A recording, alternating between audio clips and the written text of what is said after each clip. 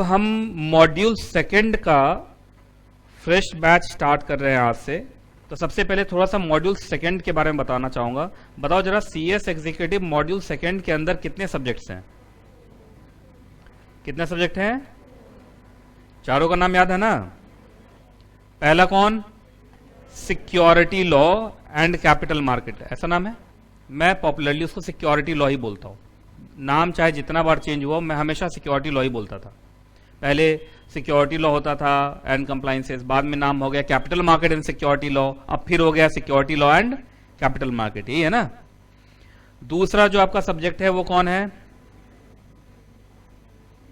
ईबीसीएल, economic business and commercial law. तो ये भी पूरा का पूरा लॉ है। इसमें इकोनॉमिक लॉ भी है, बिजनेस लॉ भी है और कमर्शियल लॉ भी है। जो बिजनेस लॉ है वो सीएस फाउंडेशन से यहां आ गया, क्योंकि सीएसडब्ल्यूटी में अब लॉ रहा नहीं, तो सीएस फाउंडेशन वाला पूरा बिजनेस लॉ कहां पहुंच गया है? एग्जीक्यूटिव में। मतलब अब एग्जीक्यूटिव जो है वो फाउंडेशन का भी भार लेके चल रहा है। तो देख लीजिए क्या हालात है। उसके बाद तीसरा जो सब्जेक्ट है वो है एफएम एंड एसएम। लोग उसे शॉर्ट फॉर्म में एफएसएम बोल देते हैं, लेकिन ये दो अलग अलग सब्जेक्ट है। एफएम अलग है और एसएम अलग है। और लास्ट में कॉर्पोरेट एंड मैनेजमेंट अकाउंटिंग, ठीक है, कॉर्पोरेट एंड मैनेजमेंट अकाउंटिंग। अब सीएस के अंदर ये सब तुम सब जानते हो कि लॉ के सब्जेक्ट को वो कोर एरिया समझता है। तो जो लॉ के सब्जेक्ट्स हैं उसको तो ये रखा है सब्जेक्टिव। क्या रखा है?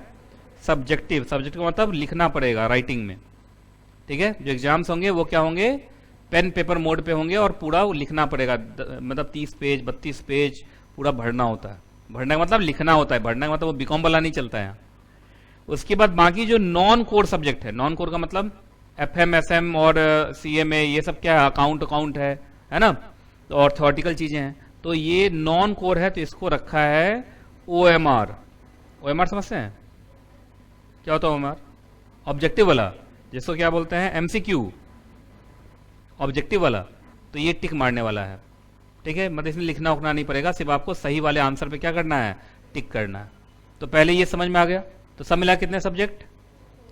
4। गिनती में अगर लेंगे पूरा तो 5 हो जाता है, क्योंकि एफएम एसएम को मैं अलग मानता हूं। एफएम एसएम अलग है, ठीक है। अब इसमें भी एफएम सीएस प्रोफेशनल में था पहले, वो एग्जीक्यूटिव में आ गया।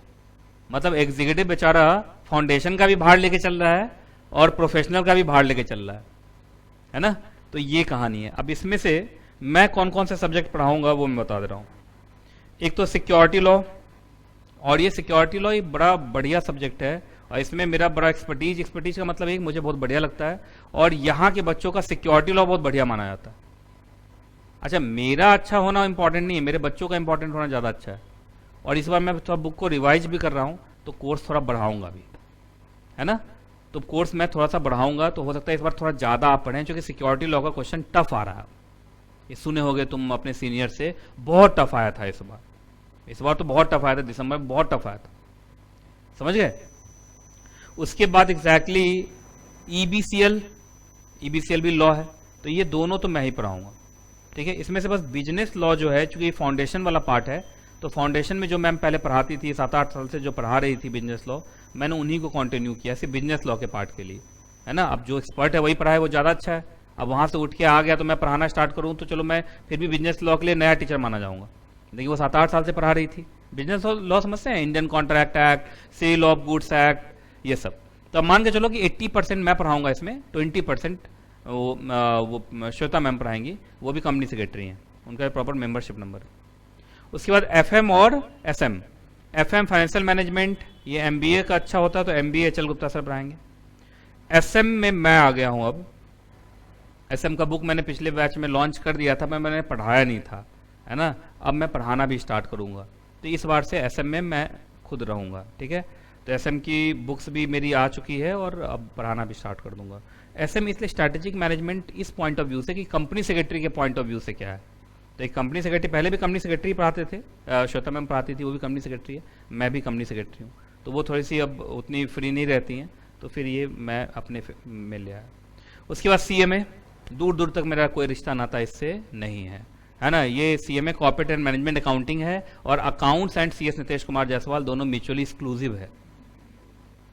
मेरा दूर दूर तक इससे कोई रिश्ता नाता नहीं है। ये किसका अच्छा होगा? चार्टर्ड अकाउंटेंट का। तो सीए अनुज सिंह तोमर सर पढ़ाएंगे, है ना, वो पढ़ाएंगे। वो आप मिल भी चुके होंगे और मिलेंगे भी, आज भी मिलेंगे। तो ये कहानी है सीएस एग्जीक्यूटिव मॉड्यूल सेकंड। तो मॉड्यूल सेकंड के अंदर हो गए 1 2 3 4 5, 5 में से पढ़ाऊंगा मैं कितने? 2.5। कैसे 2.5? 1 2 और 2.5। वैसे ही 40 मार्क्स का है, पर मैं 2.5 मान के चल रहा हूं। ठीक है, तो 2.5 मैं पढ़ाऊंगा, 2.5 आपको अदर टीचर्स पढ़ाएंगे। तो ये समझ में आ गया। चलो अब सुनो अच्छे से जो मैं बोल रहा हूं। सिक्योरिटी लॉ के बारे में अगर हम बात करें कि ये जो हमारा सब्जेक्ट है, चूंकि आज बैच स्टार्ट हो रहा है, तो सिक्योरिटी लॉ का मतलब क्या है ना? हमारे सब्जेक्ट का पूरा क्या नाम है? Securities law and capital market. Capital market मतलब कैपिटल मार्केट लॉज, ये ना। तो इस सब्जेक्ट के अंदर 2 लॉज हैं, एक तो सिक्योरिटी लॉ और दूसरा कौन है? Capital market law. तो पहले तो ये सब्जेक्ट क्या है ये समझिए, है ना। क्योंकि बैच आज से स्टार्ट हो रहा है, तो पहले सब्जेक्ट को समझने की जरूरत है कि ये सब्जेक्ट क्या है और इस सब्जेक्ट में हमारा क्या रोल है, कंपनी सेक्रेटरी का क्या रोल है। अब ध्यान से सुनिए जो मैं बोल रहा हूं, ठीक है। सब्जेक्ट का नाम याद रहेगा। देखा जाए तो ये सब्जेक्ट 2 पार्ट में डिवाइडेड है, securities law and capital market laws. ठीक है जी। अब ध्यान से सुनिए जो मैं बोल रहा हूं, देखो ध्यान से सुनते रहेंगे। मान लीजिए कंपनी है, उसका नाम है ए लिमिटेड। ठीक है, कंपनी है, बिजनेस ऑर्गेनाइजेशन है। इसका ऑब्जेक्टिव क्या है? बिजनेस करना। बिजनेस करने के लिए कंपनी को क्या चाहिए? पूंजी, that is capital, that is capital. अब इस कंपनी को 10,000 करोड़ रुपए का जरूरत है। तो आपको लगता है ये 10,000 करोड़ का कैपिटल, मान लीजिए कंपनी को ये ऐसा प्रोजेक्ट बना रही है जिसमें 10,000 करोड़ रुपए खर्च होंगे। तो कंपनी को बिजनेस करने में कितने पैसे खर्च होने हैं? अभी 10,000 करोड़। तो ये 10,000 करोड़ कंपनी को कहां से मिलेगा भाई? लोन से 10,000 करोड़ मिलना मुश्किल है। बात समझ में आ रही नहीं आ रही? लोन से मिलना मुश्किल है, डिबेंचर बेच के भी उतना शायद ही आ पाए, है ना। और प्राइवेट प्लेसमेंट 1-to-1 अरेंजमेंट अगर कंपनी करे तो प्राइवेट प्लेसमेंट मैक्सिमम 200 लोगों को शेयर बेच सकते हैं। तो 200 लोगों को शेयर बेच के 10,000 करोड़ रुपया रेज करना बहुत मुश्किल है। तो इसका मतलब इस कंपनी को 10,000 करोड़ रुपया पब्लिक से मांगना पड़ेगा। किससे मांगना पड़ेगा? पब्लिक। जब पब्लिक बोलते हैं तो इसका मतलब अनलिमिटेड। और भारत जैसे देश में 135 करोड़ की जनता है, तो पब्लिक को टच करने का मतलब 135 करोड़ लोगों को टच करोगे आप। तो ये कंपनी सोच रही है कि पब्लिक से पैसा मांगूंगी, कितना? 10,000 करोड़। तो उसके लिए कंपनी पब्लिक इशू ला रही है। क्या ला रही है? पब्लिक इशू ला रही है, पब्लिक इशू ऑफ शेयर्स। और शेयर्स कितने के हैं भाई? Shares of 10,000 crore, shares of 10,000 crore. तो मार्केट में कितने का शेयर्स कंपनी बेचने जा रही है? 10,000 करोड़ का। ठीक है, अब मेरी बात को जरा ध्यान से सुनेंगे। 10,000 करोड़ का कंपनी शेयर बेचेगी पब्लिक को, तो पब्लिक का मतलब तो पूरा देश, पूरा देश। तो क्या लगता है कि इस कंपनी का कंपनी सेक्रेटरी हर पब्लिक के घर में जाएगा? जैसे घर में पहले नॉक किया, गेट, है ना, सर हम शेयर बेचने के लिए आए हैं, आप खरीदना चाहते हैं क्या? आपको लगता है कि घर घर जाएगी कंपनी? क्या ये फिजिबल है? घर घर कंपनी अगर जाएगी, 135 करोड़ जनता के घर में जाने में उसको 30 साल का टाइम लग जाएगा, तो हो गया बिजनेस, है ना। ऊपर से हो सकता है कि हर घर में सेविंग्स ना हो, हर घर वाला पैसा इन्वेस्ट ना करना चाह रहा हो, कंपनी में पैसा नहीं देना चाह रहा हो। बहुत झंझट वाला काम है कि नहीं काम है, पहले बताओ। तो इस झंझट को खत्म करने के लिए सरकार ने एक कॉन्सेप्ट बनाया है। जैसे मान लीजिए देश है इंडिया, जो भी लोग हंस रहा है मेरे से अच्छा बना सकता हो तो आगे बना लो, यही है इंडिया। मान लीजिए पूरा इंडिया है, ठीक है। इस पूरे इंडिया में 135 करोड़ लोग हैं। कौन लोग इस कंपनी में पैसा इन्वेस्ट करने के लिए तैयार हैं, है ना। अब ये जानना तो नामुमकिन जैसा चीज है। कैसे जानूंगा? अभी इस क्लास में ही किसी का मन कैसे मैं देख लूंगा कि किसके पास सेविंग है, किसके पास सेविंग नहीं है? सही कह रहा हूं कि नहीं कह रहा हूं? और 135 करोड़ लोगों के बारे में पता करना ये बहुत मुश्किल काम है कि नहीं काम है? तो कंपनी मतलब सरकार ने क्या किया हुआ है, एक कॉन्सेप्ट बनाया हुआ। मान लीजिए इस एरिया को, मतलब ये एरिया कोई जगह नहीं है, एक कॉन्सेप्ट है, और इस कॉन्सेप्ट का नाम रख दिया कैपिटल मार्केट। क्या नाम रख दिया? Capital market. कैपिटल मार्केट वो जगह है जहां पे सरकार ने लोगों को बता दिया कि इस पूरे 135 करोड़ में से जो भी लोग कंपनी में पैसा लगाने में इंटरेस्टेड हैं वो इस कैपिटल मार्केट में आ जाएं। वो इस कैपिटल मार्केट में आ जाएं। बात समझ में आ गया? अब देखो, इसमें से बहुत सारे लोग ऐसे होंगे जो कंपनी में पैसा लगाना चाहते होंगे, तो वो इस कैपिटल मार्केट में आके खड़े हो जाएंगे। वो इस कैपिटल मार्केट में आगे क्या हो जाएंगे? खड़े हो जाएंगे। अब कंपनी को पूरे 135 करोड़ की जनता के घर नहीं जाना है, सिर्फ कहां जाना है? कैपिटल मार्केट में। तो कंपनी किसका रुख करेगी? कैपिटल मार्केट का, क्योंकि इन्वेस्टर तो वहीं मिलेंगे। क्योंकि ये कॉन्सेप्ट पूरा बताया गया है ना देश को कि आप में से भाई किसी के पास भी सरप्लस मनी है, सेविंग है, अगर आप कॉर्पोरेट में इन्वेस्ट करना चाहते हैं तो आप कहां जाके खड़े हो जाएं? कैपिटल मार्केट में। वहीं पर कंपनीज आती हैं पैसा लेने के लिए। बात समझ में आ गया?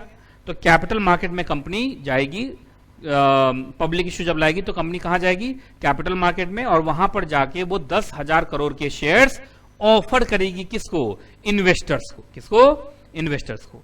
तो यहीं पर देखो, यहीं पर क्या है, जब कंपनी कैपिटल मार्केट में जाएगी तो आपको क्या लगता है कि ये मार्केट अनरेगुलेटेड होगा? जहां से 10,000 करोड़ रुपया मिलने वाला कंपनी को, अच्छा एक ही कंपनी को मिलने वाला है कि ऐसे ऐसे 100 कंपनी को मिलने वाला है?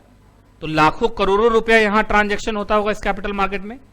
इतना लाखों करोड़ों रुपया वाला कोई जगह आपको लगता है अनरेगुलेटेड होगा? कि इसको पूरा प्रॉपर ढंग से रेगुलेट किया जा रहा होगा? अब इसको रेगुलेट करने के लिए कोई रेगुलेटर होगा। अब कैपिटल मार्केट का रेगुलेटर सेबी है, मिनिस्ट्री ऑफ फाइनेंस है, मिनिस्ट्री ऑफ फाइनेंस है। इस कैपिटल मार्केट को रेगुलेट करने के लिए बहुत सारे लॉज बनाए गए होंगे। तो उन्हीं सारे लॉज को क्या कहेंगे? Capital market laws. तो whenever a company enters the capital market, it has to follow various laws and that laws are known as capital market laws. समझ में आया कि नहीं आया? पहले बताओ। आपको लगता है किसी ऐरे गहरे को कैपिटल मार्केट में घुसने दिया जाएगा?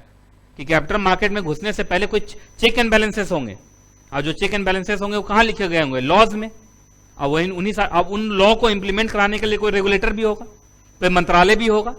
बात समझ में आ रहा नहीं आ रहा है? तो मंत्रालय, रेगुलेटर, सारे लॉ को अगर पूरा मिला दो तो वो क्या बन जाएगा? Capital market laws. क्लियर है कि नहीं क्लियर? पहले बताओ और ध्यान से सुनते रहना। आज इंट्रो दे रहा हूं सिक्योरिटी लॉ का, बड़ा टफ सब्जेक्ट माना जाता है, लेकिन जिस बच्चे का इंट्रो मजबूत हो गया वो आराम से हर चैप्टर को समझता चला जाएगा। सही कर रहा हूं कि नहीं कर रहा? पहले बताओ। ठीक है, कोई दिक्कत है तो बताओ। तो बताओ, what is capital market laws? तो capital market laws are the laws which a company need to comply when it wishes to enter the capital market. समझ में आ रहा है कि नहीं आ रहा है? तो जब भी कोई भी कंपनी कहां जाना चाहेगी?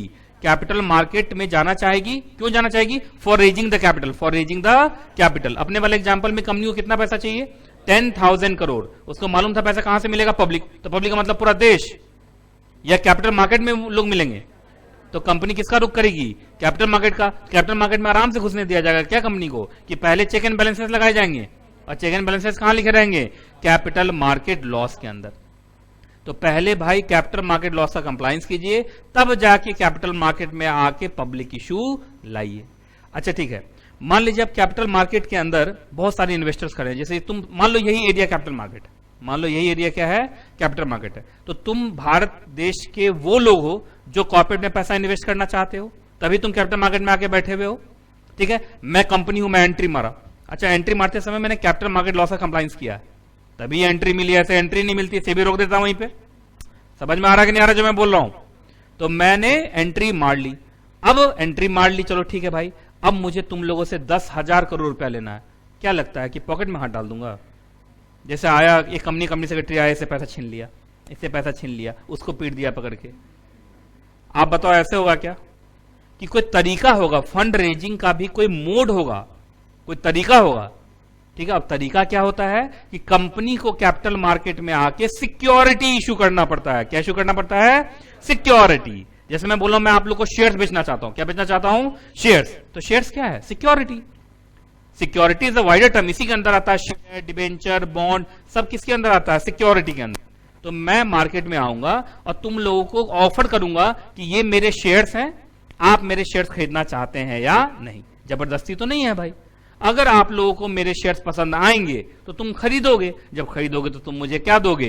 पैसा दोगे, और वही पैसा कलेक्ट करके मेरा क्या बन जाएगा? 10,000 करोड़। बात समझ में? अच्छा, मैं अच्छी कंपनी होंगी तो मेरा अच्छे से शेयर्स बिकेगा, मुझे पूरे 10,000 करोड़ मिलेंगे। मैं घटिया कंपनी हूं तो हो सकता है तुम मेरे शेयर्स ना खरीदो, मेरा पब्लिक इशू क्या हो जाए? फ्लॉप। अब मैं फंड रेजिंग नहीं कर पाऊंगा। लेकिन इंपॉर्टेंट बात यह है कि आप जब कैपिटल मार्केट में आते हैं तो क्या पॉकेट से पैसा निकाल लेते हैं या सिक्योरिटी इशू करते हैं? और जब सिक्योरिटी इशू करोगे तो सिक्योरिटी, हर सिक्योरिटी से जुड़ा हुआ लॉ है, उसी को क्या बोलते हैं? Securities law. शेयर इशू करने के अलग लॉज हैं, डिबेंचर इशू करने के लिए अलग लॉज हैं। अभी मैंने मॉड्यूल फर्स्ट में डिबेंचर चैप्टर पढ़ाया ना। तो डिबेंचर, अब जैसे डिबेंचर इशू करोगे तो 10 साल में रिडीम करना पड़ेगा, पर शेयर इशू करोगे तो बायबैक का कोई कंपलसरी जरूरत नहीं है ना। तो हर सिक्योरिटी से जुड़े हुए अपने अपने लॉ हैं। शेयर इशू करोगे तो शेयर के लॉ मानो, डिबेंचर इशू करोगे तो डिबेंचर के लॉ मानो, बॉन्ड इशू करोगे तो बॉन्ड के लॉ मानो, पब्लिक डिपॉजिट की स्कीम लाओगे तो उसके लॉज मानो। सही कह रहा हूं कि नहीं कह रहा हूं? और उन्हीं सारे लॉ को घुमा फिरा के क्या बोलेंगे? Securities law. अब बात समझ में आया तुम्हें कि ये पूरा सब्जेक्ट का नाम क्या है? इस सब्जेक्ट का ओवरऑल ऑब्जेक्टिव है पब्लिक इशू लाना। क्या लाना? पब्लिक इशू लाना। ओवरऑल ऑब्जेक्टिव क्या है? पब्लिक इशू लाना। पर पब्लिक इशू लाने के लिए आपको कैपिटल मार्केट में घुसना पड़ेगा, तो बहुत सारे चैप्टर जो कैपिटल मार्केट लॉज होंगे वो पहले पढ़ा देगा। अरे भाई आप कंपनी है तो कंपनी तो आर्टिफिशियल पर्सन है, तो कंपनी के बिहाफ पे कंपनी सेक्रेटरी ये सब काम करेगा ना। कंपनी के लीगल डिपार्टमेंट का हेड कौन होता है? Company secretary. तो कंपनी सेक्रेटरी को अभी पढ़ा दे रहा है कि देखो भाई, जिस दिन तुम अपने कंपनी को लेके जाना चाहोगे कहां? कैपिटल मार्केट में, तो ये कैपिटल मार्केट के लॉज हैं, पहले इनको जान लो, इनको पहले कंप्लाई कर लेना, फिर अपने कंपनी को लेके जाना कहां? कैपिटल मार्केट में। अच्छा, जब तुम कैपिटल मार्केट में पहुंचोगे तो वहां तुम क्या इशू करोगे? सिक्योरिटीज। तो हर सिक्योरिटी से जुड़े हुए ये लॉज हैं, ये मैं पहले ही पढ़ा दे रहा हूं। ये सारे सिक्योरिटी लॉज का क्या कर लेना? कंप्लायंस। तब जाके तुम आराम से कैपिटल मार्केट में घुस के अपने कंपनी का क्या ला पाओगे? पब्लिक इशू, और अपने कंपनी के लिए इतना इतना फंड रेज करके लाओगे। समझ में आ रहा है कि नहीं आ रहा? पहले बताओ, याद रहेगा तुम लोग को? अब किसी को भी समझा दोगे कि what is capital market laws and what is securities law? बता दोगे? तो जल्दी जल्दी बताओ मुझे, what is capital market laws?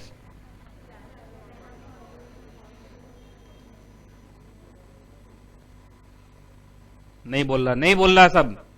Whenever a company enters the capital market for the purpose of raising the capital, it has to comply the various laws, and collectively that all laws are known as capital market laws. ठीक है? In capital market, the company raises the fund by issue of securities, है ना? And for each and every securities there are various different laws, and collectively that all laws are known as securities laws. नहीं है? पहले बताओ, सही बोल रहा हूं कि नहीं बोल रहा हूं? तो तुम लोग बोलते क्यों नहीं हो? पहले ये बताओ। कहा सर हम अलग लैंग्वेज बोलते हैं। तो कोई अलग लैंग्वेज हो तो वही बोल दो। फिर से बोलो, what is capital market laws?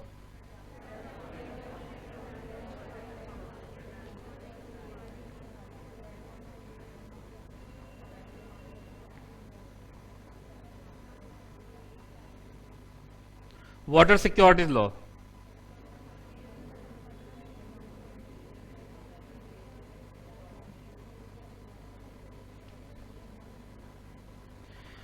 चलो, अब चूंकि आज स्टार्ट ही हो रहा है तो आप ये चीज लिख लो कहीं पे कि what is capital market law and what is security law. अपने लैंग्वेज में लिखो। वो बचपन वाला बात थोड़ी हो, यहां डिक्टेट कराऊंगा मैं।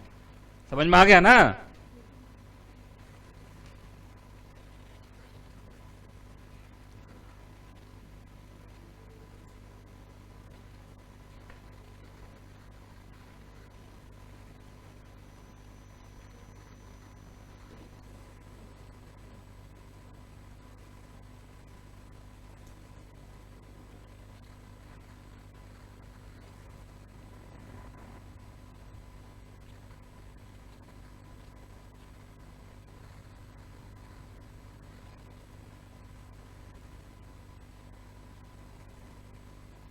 ठीक, लिख लिया ना?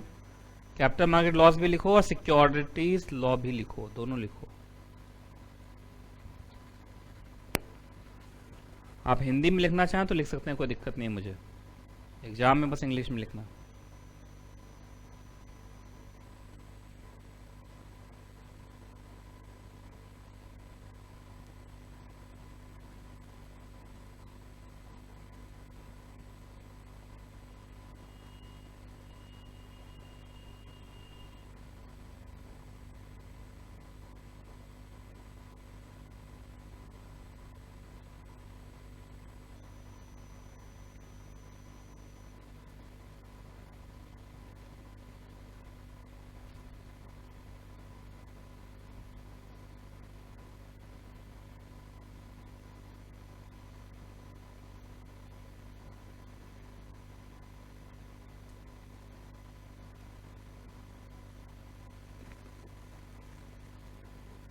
ठीक है,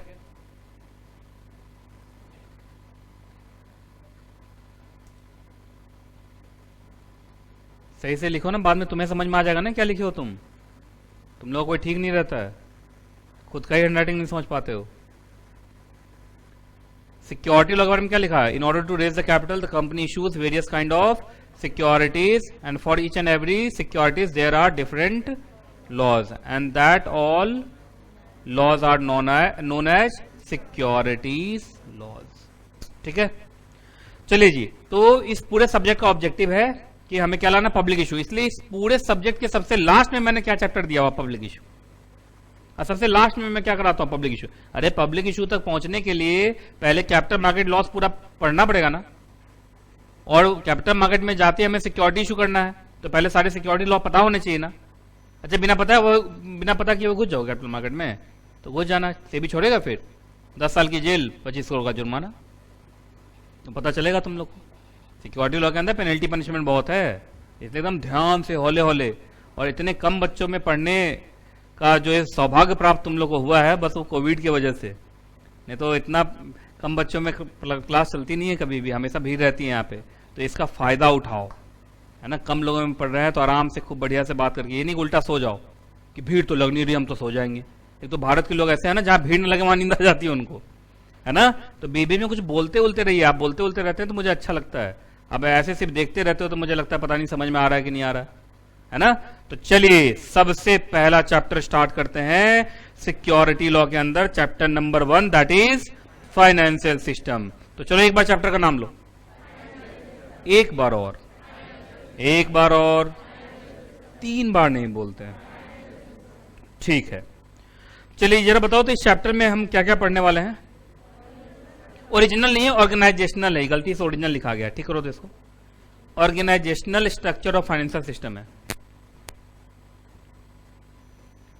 ऑर्गेनाइजेशनल लिख लोगे ना, ठीक। चलो पढ़ते जाओ क्या क्या है। Organisational structure of financial system, financial market, money market versus capital market, financial product, financial market participant, intermediaries, function of financial market, role of securities capital market, economic growth और regulatory framework for securities market, है ना। चलिए अब हम शुरू करते हैं।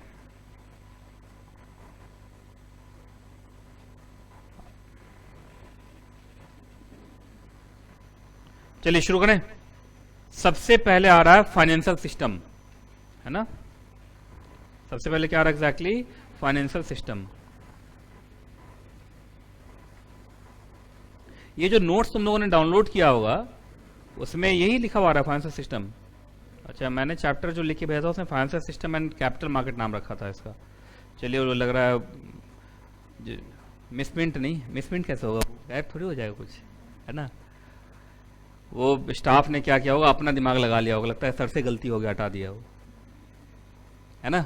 चलो कोई बात नहीं है, वो मैं ठीक करा दूंगा। तो इस चैप्टर का नाम financial system and capital market है, लिख लो, financial system and capital market. चलो मैं ही ठीक कर देता हूं यहां पे, financial system and capital market.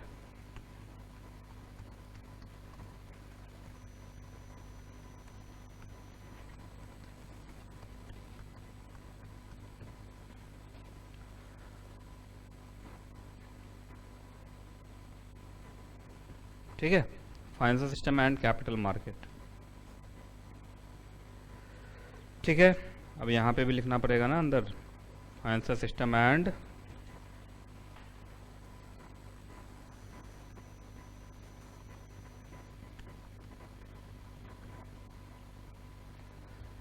ठीक है। चलिए शुरू करते हैं। मतलब फाइनेंशियल सिस्टम छोटा सा है, ज्यादातर बात किसके बारे में करेंगे हम, कैपिटल मार्केट के बारे में बात करेंगे, ठीक है।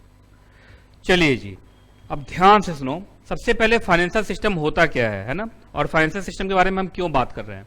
देखिए ये जो पूरा का पूरा कैपिटल मार्केट है ना, कैपिटल मार्केट जहां से कॉर्पोरेट अपने लिए फंड रेज करते हैं, है ना, ये सब देखा जाए तो किसी सिस्टम के अंदर आता है, वो सिस्टम का नाम है फाइनेंशियल सिस्टम। मतलब ब्रॉडर बात करें तो ये क्या है, फाइनेंशियल सिस्टम। तो फाइनेंशियल सिस्टम का एक कंपोनेंट हो सकता है कैपिटल मार्केट, बात समझ में आ रहा है।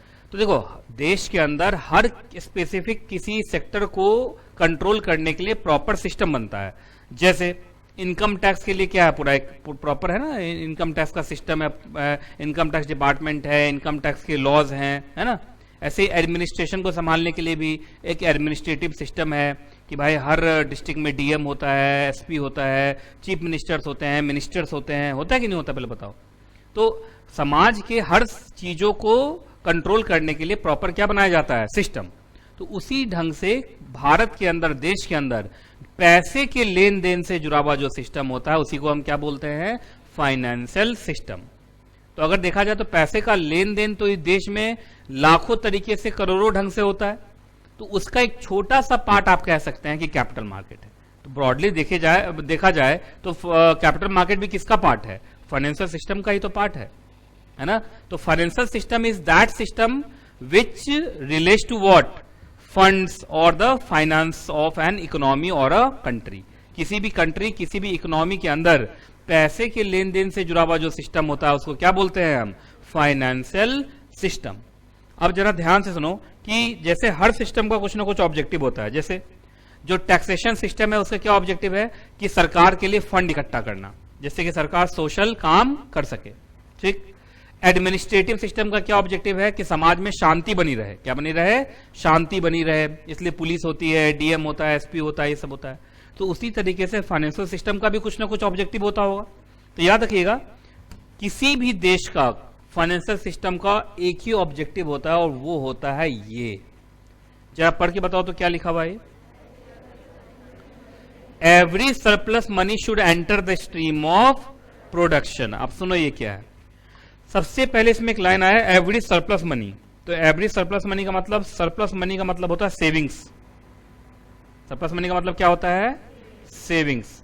अच्छा, सरप्लस का मतलब क्या, जरूरत से ज्यादा। अब जरूरत से जो ज्यादा है वो आपका सेविंग ही तो होता है ना। तो जो आपकी सेविंग्स है वो घर में बंद न रह जाए, वो घर में बंद न रह जाए, कहीं ना कहीं इन्वेस्ट हो, कहीं ना कहीं क्या हो, इन्वेस्ट हो। और याद रखना, आप भारत में या किसी भी देश में पैसा कहीं भी इन्वेस्ट करें, घूम फिर के वो प्रोडक्शन में जाता है, घूम फिर के वो कहां जाता है, प्रोडक्शन में ही जाता है, ये याद रखना आप। अब बताओ, जैसे तुम बैंक में इन्वेस्ट करोगे तो बैंक में एफडी के नाम पर पैसा दोगे, तो एफडी के नाम पर जो पैसा बैंक को दोगे तो बैंक अपने पास थोड़ी रखेगा उसको, बैंक भी उसको क्या दे देगा, लोन। लोन कौन लेगा, बिजनेसमैन। बिजनेसमैन उससे बिजनेस करेगा, कोई भी बिजनेस हो घूम फिर के प्रोडक्शन पे पहुंचेगा। बात समझ में आ रहा है कि नहीं आ रहा है। तो फाइनेंशियल सिस्टम का क्या ऑब्जेक्टिव है कि जो भी सरप्लस मनी है ना आपके पास, या इकोनॉमी में कहीं भी सरप्लस मनी है, तो वो वहीं रखा ना रह जाए, वो कहीं ना कहीं इन्वेस्ट हो, कहीं ना कहीं क्या हो, इन्वेस्ट हो, आइडल ना पड़ा रहे। क्या ना पड़ा रहे, आइडल ना पड़ा रहे। आइडल समझते हैं ना, क्या होता है आइडल, मतलब बिना किसी काम के खाली पड़ा हुआ ना रहे।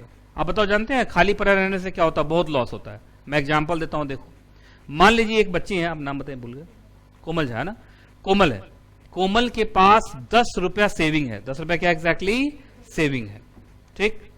अब ये 10 रुपया अगर मान लो अपने घर में बक्से में बंद करके रख दे कि सेविंग है, इसको बचा के रखना है, ठीक है। अब 10 रुपया बक्से में बंद करके रख दी, 2020 चल रहा है, 10 साल के बाद 2030 में, मतलब 2021 चल रहा है ना, तो 10 साल के बाद क्या हो जाएगा, 2031। चलो 9 साल बोल देता हूं, बोलने में बड़ा अजीब लगता है, 2031, 2030 बोलने में ठीक लगता है। 9 साल के बाद अगर ये अपना बक्सा खोलेगी तो उसमें से भी क्या निकलेगा, 10 ही रुपया निकलेगा, 10 ही निकलेगा ना। और उल्टा कहीं दीमक उमक लग गया तो वो भी गया। समझ में आ रहा है। तो ये एक ऐसी सेवर है जो अपने सेविंग्स को इन्वेस्ट नहीं करती है। अब ये किधर है, अपना बताओ, है क्या है, कशा, बोलने में बड़ा, किसी का नाम का गलत प्रोनाउंसिएशन नहीं करना चाहिए, बहुत गुस्सा हो जाता है सामने वाला, है ना। आपका क्या नाम है, योगेश। नाम बहुत बढ़िया है तुम्हारा, है ना, बस ये कि मैं बोलते बोलते कहीं गलत प्रोनाउंस कर गया जल्दी में तो आपको कोई बुरा लग जाएगा, इसलिए मैं आपका योगेश का नाम ले रहा हूँ, ठीक है। योगेश, मान लीजिए योगेश भी वो आदमी है जिसके पास 10 रुपए का सेविंग है। क्या है, 10 रुपए का सेविंग। लेकिन ये स्मार्ट इन्वेस्टर है, ये कहा कि नहीं, 10 रुपए का जो सेविंग है घर में नहीं रखना, इसको कहीं ना कहीं क्या करना है, इन्वेस्ट करना है, ठीक है। आपको भी एग्जाम्पल में ले लेता हूं, चिंता मत करो। ये 10 रुपया उठा के क्या किया, बैंक को दे दिया। ये एसबीआई बैंक है ना, बैंक को दे दिया 10 रुपया इसने डिपॉजिट कर दिया। बैंक ने बोला कि आपकी एफडी पे मैं 7 साल का एफडी है, 7 साल के बाद दुगुना कर दूंगा। क्या कर दूंगा? दुगुना। 7 साल के बाद योगेश जब बैंक से पैसा वापस लेने के लिए आएगा तो उसको 10 के बदले कितना मिलेगा? 20। क्या योगेश का फायदा हुआ? अरे फायदा हुआ ना। अब देखना, अब योगेश का ही सिर्फ फायदा नहीं होगा, पूरे देश का भी फायदा होगा। जब इसने 10 रुपया इस बैंक को दिया था तो बैंक ने अपने पास रख लिया था या बैंक ने किसी बिजनेसमैन को लोन दे दिया था? वही योगेश वाला पैसा मुझे लोन में मिला। हमें मान लो मैं भयंकर बिजनेसमैन हूं, मेरे पास ऐसा एकदम ऐसा आइडिया है कि इधर से आलू डालता हूं, उधर से सोना निकालता हूं। मान लीजिए ऐसा बिजनेस आइडिया है मेरे पास, तो वो 10 रुपए का मैंने आलू खरीदा, मैं बिजनेसमैन हूं, और उसको उस मशीन में डाल के उधर से किसमें बदल लिया?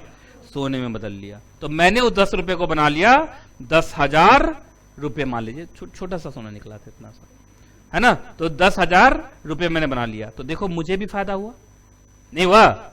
मुझे 10 रुपए का लोन मिला, हो सकता है 10 रुपए का लोन वापस चुकाया होगा मैंने 21 रुपया, बैंक को मैंने कितना चुकाया होगा? 21, तभी ना 1 रुपए का फायदा होगा, क्योंकि 20 तो वो उसको देगी, तो बैंक को भी तो 1 रुपया फायदा होगा। तो मान लो ये मुझे लोन मुफ्त में थोड़ी दी होगी, इंटरेस्ट ली होगी। तो 10 रुपया हो सकता है मैंने इसको कितने में चुकाया? 21 देके, लेकिन मुझे वो 10 रुपया इस्तेमाल करके मैंने 10,000 का सोना बना लिया, तो मुझे भी फायदा।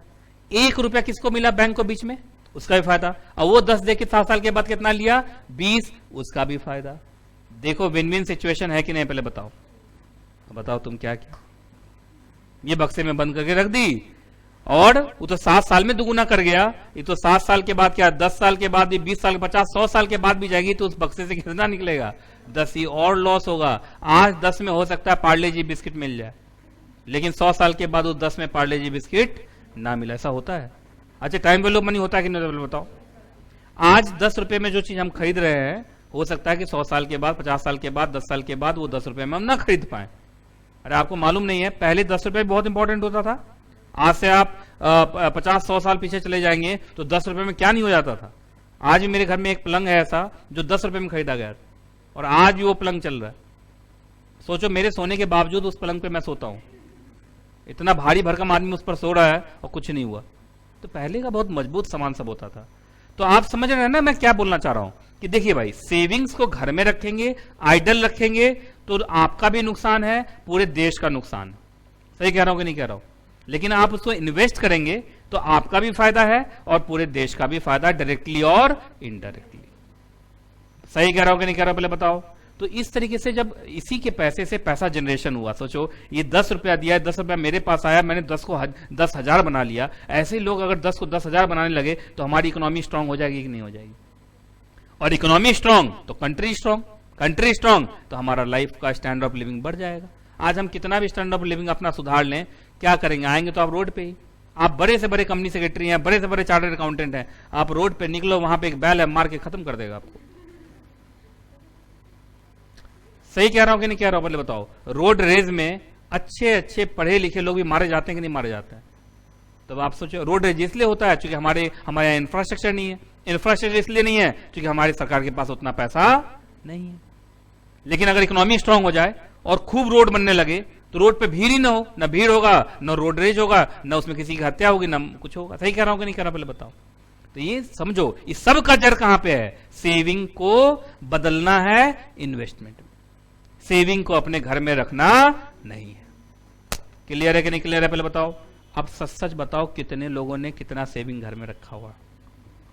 ये नहीं बताएंगे, है ना? 20-50 हजार करोड़ तो ये रखी होगी। अच्छा, सच से बताइए, आप में से कितने ऐसे लोग हैं जो सेविंग्स होने के बाद उसको इन्वेस्ट करने का सोचते हैं? बस। अच्छा, बाकी लोग सेविंग ही नहीं है। हमें उतने ही पैसे मिलते हैं जितने में हमारा दिन भर चलता है। अच्छा, सेविंग्स तो पॉकेट मनी से भी होता है? घर से यहां आने के लिए हो सकता है मिलते हो 100, लेकिन तुम काम चलाओ, जैसे बस में तुम ऐसे ही चढ़ लेते होगे। आजकल गर्ल्स को तो ऐसे ही मुफ्त से सुना मैंने, है? तो ऐसे ही चढ़ लेते हैं, तो पैसा तो बचता है। तो बचता तो क्या करते हो? सर गोलगप्पे। ये भी एक इन्वेस्टमेंट है? चलिए कोई बात नहीं। जब कैपिटल मार्केट लॉस पूरा पढ़ लोगे ना, तो तुम देखना बहुत सारी चीजों को तुम सीख जाओगे, और हो सकता है कि तुम धीरे धीरे पैसा क्या करना स्टार्ट करो? इन्वेस्ट करना स्टार्ट करो, है ना? आप हमारा जो भारत का जो सोसाइटी है, समाज है ना, वो इन्वेस्टमेंट को एक नाम दिया लालच। करा 10 रुपया आया, बताइए 10 को 20 बनाने के लिए फिर इन्वेस्ट कर दिया, फिर 20 आएगा, 20 को इन्वेस्ट करेगा 40 में, जिंदगी भर ऐसे ही करता है तो खाएगा कब? ऐसे ऐसे सोच वाले लोग हैं इस देश में, इसकी वजह से ये उतना इकोनॉमी डेवलप नहीं करता है।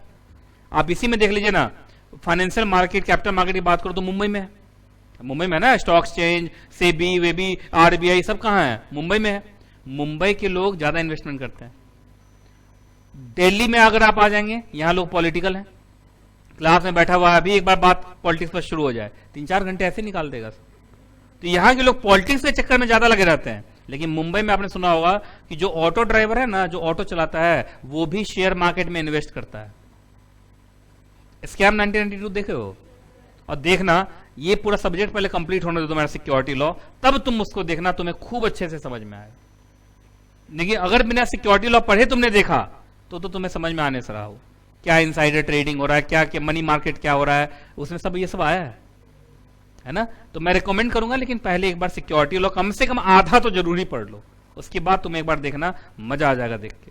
क्योंकि रियल स्टोरी पे वो हर्षद मेहता रियल स्टोरी पे बहुत ही बढ़िया, कहा जाता है आज तक जितने वेब सीरीज इंडिया में बने सबसे नंबर 1 पे वो आ रहा है ना। बाकी तुम लोगों ने देखा होगा बहुत बोरिंग है सर, हम तो सर मिर्जापुर 1 मिर्जापुर 2 वाले हैं, है ना। तो चलिए अब सुनो कि फायदा क्या होता है, मतलब सेविंग को अगर हम इन्वेस्टमेंट में बदलेंगे तो फायदा क्या होगा। देखिए, जब आप पैसा प्रोडक्शन में देंगे, मतलब आपके घर से पैसा निकला, बिजनेसमैन के पास पहुंचा, बिजनेसमैन के पास पहुंचा तो बिजनेस करेगा, बिजनेस घूम फिर के कहां पहुंचेगा? प्रोडक्शन में। तो जितना ज्यादा पैसा बिजनेसमैन को मिलेगा उतना ज्यादा प्रोडक्शन बढ़ाएगा। जब वो प्रोडक्शन बढ़ाएगा तो क्या उससे प्रोडक्शन बढ़ाने के लिए उसको ज्यादा लोगों को नौकरी पर रखना पड़ेगा? अरे बोलो, जब ज्यादा लोगों को नौकरी पर वो रखेंगे, थोड़ा बोलते रहो तो, तुम लोग एकदम नहीं बोल रहा सब, और ठीक से बैठो एकदम ऐसे, एकदम एक्टिव रहो, अब बीच में बोलते भी रहो। अच्छा, एम्प्लॉयमेंट जनरेशन, मतलब एम्प्लॉइज को रखेंगे तो एम्प्लॉयमेंट जनरेशन होगा। अच्छा, एम्प्लॉयमेंट जनरेशन होगा तो सबको नौकरी मिलेगा। जब सबको नौकरी मिलेगा तो सबके पॉकेट में पैसा होगा। जब सबके पॉकेट में पैसा होगा तो इसका मतलब इनकम जनरेशन हुआ। अच्छा, जब इनकम जनरेशन होगा, सबके पॉकेट में पैसा है, तो क्या जीडीपी बढ़ेगा? जीडीपी ही तो होता है प्रति व्यक्ति कमाई, कि आपके देश का एक आदमी कितना कमाता है, इसी को बोलते हैं जीडीपी। जीडीपी बढ़ेगा। अच्छा, जब जीडीपी बढ़ेगा तो क्या उससे ओवरऑल इकोनॉमिक डेवलपमेंट होगा?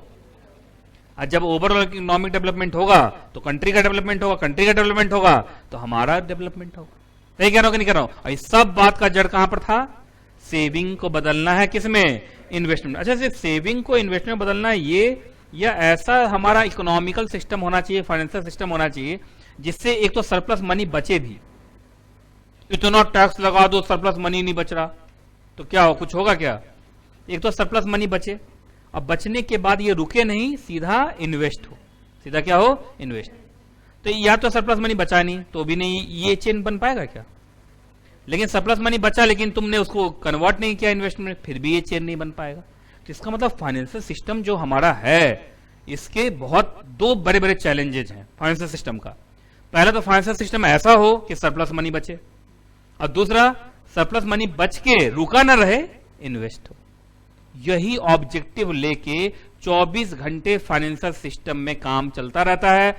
याद रखिएगा, फाइनेंशियल सिस्टम उस दिन हमारा सही माना जाएगा जिस दिन ये दोनों ऑब्जेक्टिव अचीव हो जाए, सरप्लस मनी भी बचे और वो इन्वेस्ट भी हो, तो उसके बाद तो ये चेन बन जाएगा। चेन बन जाएगा तो अपने आप ही सब जगह एक डेवलपमेंट दिखाई देगा।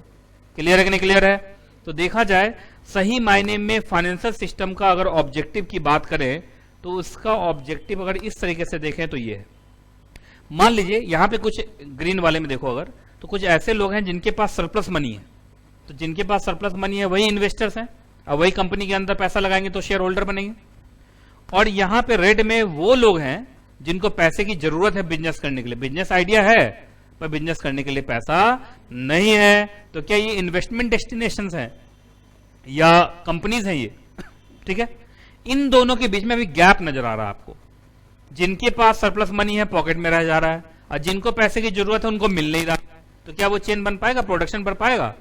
अगर इन्हीं दोनों के बीच का जो गैप है इसको ब्रीच कर दें, ब्रीच का मतलब इस गैप को खत्म कर दें, तो क्या सेविंग तुरंत कन्वर्ट हो जाएगा इन्वेस्टमेंट में?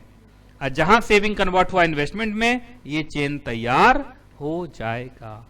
तो सबसे पहले मुझे बताओ कि व्हाट इज फाइनेंशियल सिस्टम। तो financial system means that system of a country which deals with the finance. Finance मतलब पैसा। तो पैसे के लेन देन से जुड़ा हुआ सिस्टम क्या कहलाता है? Financial system. और जैसे हर सिस्टम का कुछ ना कुछ ऑब्जेक्टिव होता है, ऐसे ही फाइनेंशियल सिस्टम का ऑब्जेक्टिव है कि surplus money should convert into investment, है ना। जो सरप्लस मनी वाले लोग हैं और जिनको पैसे की जरूरत है, उनके बीच में कोई गैप ना रहे, वो गैप हो जाए खत्म। समझ में आया कि नहीं आया? अब यही जो ऑब्जेक्टिव, इसको दिमाग में रखना पूरा सिक्योरिटी लॉ पढ़ते वक्त। ये जो कैपिटल मार्केट बनाया गया है, फाइनेंशियल सिस्टम को मदद करने के लिए तो बनाया गया है कि जो लोग, अभी बता रहा था मैं, आप ही में से जिन लोगों के पास सेविंग्स हैं, वो कैपिटल मार्केट में पहुंचते हो। वहां कंपनी आती है और तुमसे पैसा लेके चली जाती है। फिर कंपनी उस पैसे से क्या करती है? बिजनेस। बिजनेस मतलब प्रोडक्शन। प्रोडक्शन का मतलब ये चेन। नहीं समझ में आया? तो कैपिटल मार्केट कहीं ना कहीं फाइनेंशियल सिस्टम के ऑब्जेक्टिव को अचीव करने में मदद ही तो दे रहा है यार। अच्छा, बैंक है, बैंक भी फाइनेंशियल सिस्टम को मदद ही दे रहा है। तो फाइनेंशियल सिस्टम एक सिस्टम है जिसके बहुत कंपोनेंट है। बहुत क्या है? कंपोनेंट है। और ये सबका एक ही objective, saving into investment. Saving into investment मतलब आज की क्लास, आज स्टार्ट हुआ सिक्योरिटी लॉ, तुम्हारे दिमाग में छप जाना चाहिए, saving into investment, saving into investment. समझ में आ रहा है कि नहीं आ रहा है पहले जो मैं बता रहा हूं? ठीक है, ये चार्ट बुक में बना हुआ होगा। क्या हुआ? नहीं, चार्ट बना हुआ बुक में, देखिए। हाँ, चार्ट है, बना हुआ बुक में है। जब भी बुक लेंगे ना तो आप बना हुआ प्रिंटेड मिलेगा आपको, तो फिर क्यों बेकार में डबल मेहनत करें। ठीक है, क्या करना है अब? चलो मैं हटा देता हूं फोटो। हाँ ठीक है, ये थोड़ा एडवांस मॉड्यूल सेकंड, थोड़ा एडवांस स्टेज है। यहाँ थोड़ी बड़ी बड़ी बातें करते हैं ना, तो ये अमीर वाली फीलिंग नहीं आ रही है। क्या है, क्या बात, हम इन्वेस्टर है, वो इन्वेस्ट करेंगे हैं। आज तक तो एक ही बार पता था, बस खर्चा कर करेंगे, इन्वेस्ट वाला तो चलता नहीं था। अच्छा, इसमें से कोई बच्चा ऐसा है जो जिसके पास डीमैट अकाउंट खुला हुआ है? तो 1 2 3 लोग तो हैं डीमैट अकाउंट वाले। अब बाकी लोग एफडी वाले हैं। अच्छा, कितने लोगों ने एफडी कराया हुआ अपने नाम से? चलो, एफडी वाले भी हैं, तो इन्वेस्टर्स हैं। इसका मतलब ये दोनों में हाथ उठा रही है, बहुत पैसे वाली है लग रहा है। एफडी भी करवाई हुई है, शेयर मार्केट में भी इन्वेस्टमेंट कर रही है। आप चिंता मत करो, शेयर मार्केट पूरा लॉ ही शेयर मार्केट का है।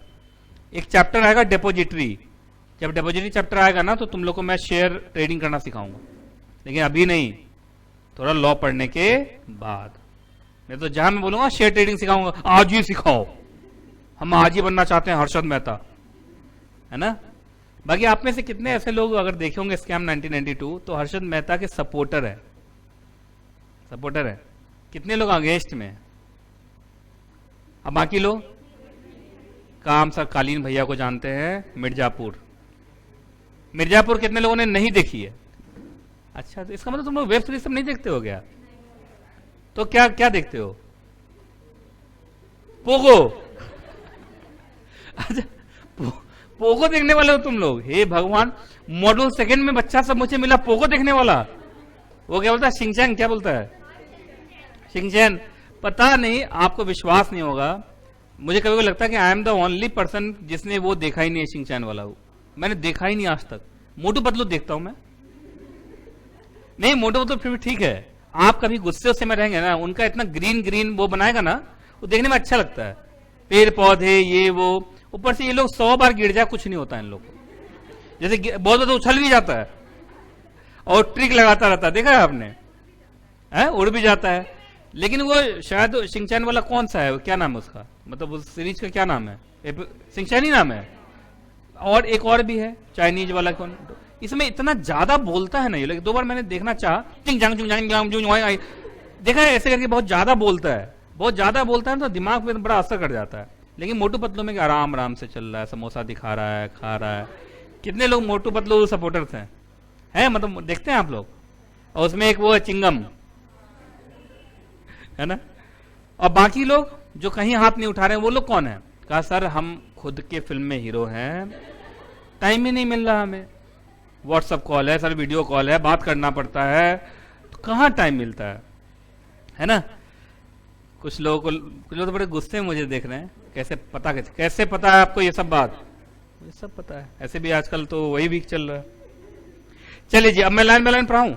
आओ, every modern economy is based on sound financial system. मैंने तो शुरू से बोला था हर कंट्री का फाइनेंशियल सिस्टम होता है। हाँ, कुछ कंट्रीज अपने फाइनेंशियल सिस्टम को मजबूत बनाती है तो वो ग्रोथ कर जाते हैं, और कुछ इकोनॉमी का फाइनेंशियल सिस्टम अच्छा नहीं होता है तो सेविंग में रह जाता है, इन्वेस्टमेंट नहीं हो पाता है। जैसे गल्फ कंट्रीज, जो गल्फ कंट्रीज हैं उनके पास बहुत पैसा है, उनके पास बहुत पैसा है, लेकिन आप देखिएगा वो उतना, अगर गल्फ कंट्रीज में इतना पैसा है कि अमेरिका को पछाड़ दे एक सेकंड में वो। अरे उनके पास तो सबसे इंपॉर्टेंट चीज है तेल, पेट्रोल नहीं है। आप बताइए, पेट्रोल, अमेरिका को तो पेट्रोल की जरूरत है ना, पेट्रोल के बिना तो कुछ नहीं हो सकता, लेकिन फिर भी वो आगे नहीं बढ़ पाते। गल्फ कंट्रीज क्यों? देखा जाए सबसे अमीर है वो, लेकिन फिर भी नहीं आगे बढ़ पाते, उनका फाइनेंशियल सिस्टम ही मजबूत नहीं। वो फाइनेंशियल सिस्टम पर कम ध्यान देते हैं, इधर उधर की बातों पर ज्यादा ध्यान देते रहते हैं। अब जिसकी वजह से उसका ग्रोथ नहीं हो पा रहा। अब अमेरिका सब देखो, उन लोगों ने अपना फाइनेंशियल सिस्टम बहुत मजबूत बना के रखा है। इंडिया भी धीरे धीरे बढ़ रहा है, हमारा भी फाइनेंशियल सिस्टम ठीक हो रहा है धीरे धीरे। देख रहे हो, सेंसेक्स बढ़ता जा रहा है, चीजें ठीक हो रही हैं। चलिए, every modern economy is based on sound financial system which helps in economic growth by encouraging saving habits. सबसे पहले सेविंग होगा तो ना, 10 रुपया सेविंग हुआ, सीधा गोलगप्पे खा गए, कहां से होगा कुछ, है ना? Saving habit. अच्छा, सेविंग करके छोड़ देना है या उसको मोबिलाइज करना है? मोबिलाइज का मतलब ट्रांसफर होता है, मोबाइल का मतलब ट्रांसफर होता है, लिख लो, मोबाइल का मतलब क्या होता है? ट्रांसफर। ठीक है। सेविंग्स फ्रॉम हाउस होल्ड, मतलब पैसा कहां से उठाओ? हाउस होल्ड से उठाओ जहां सेविंग्स हुआ है। And allocating saving into productive uses such as trade, commerce and manufacture. मतलब घर से पैसा उठाइए और कहां पहुंचा दीजिए? मैन्युफैक्चरिंग में, ट्रेडिंग में, इन टोटल प्रोडक्शन में, इन टोटल प्रोडक्शन। ये लिखा हुआ ना, जो मैंने बताया था वही लिखा हुआ ना। चलिए, अब डेफिनेशन दे रहा है किसका? फाइनेंशियल सिस्टम का। अब financial system is a set of institutional arrangement. एक बात बताओ, सिस्टम किसी सामान का नाम है, कोई चीज का नाम है, या एक इनविजिबल कॉन्सेप्ट है ये?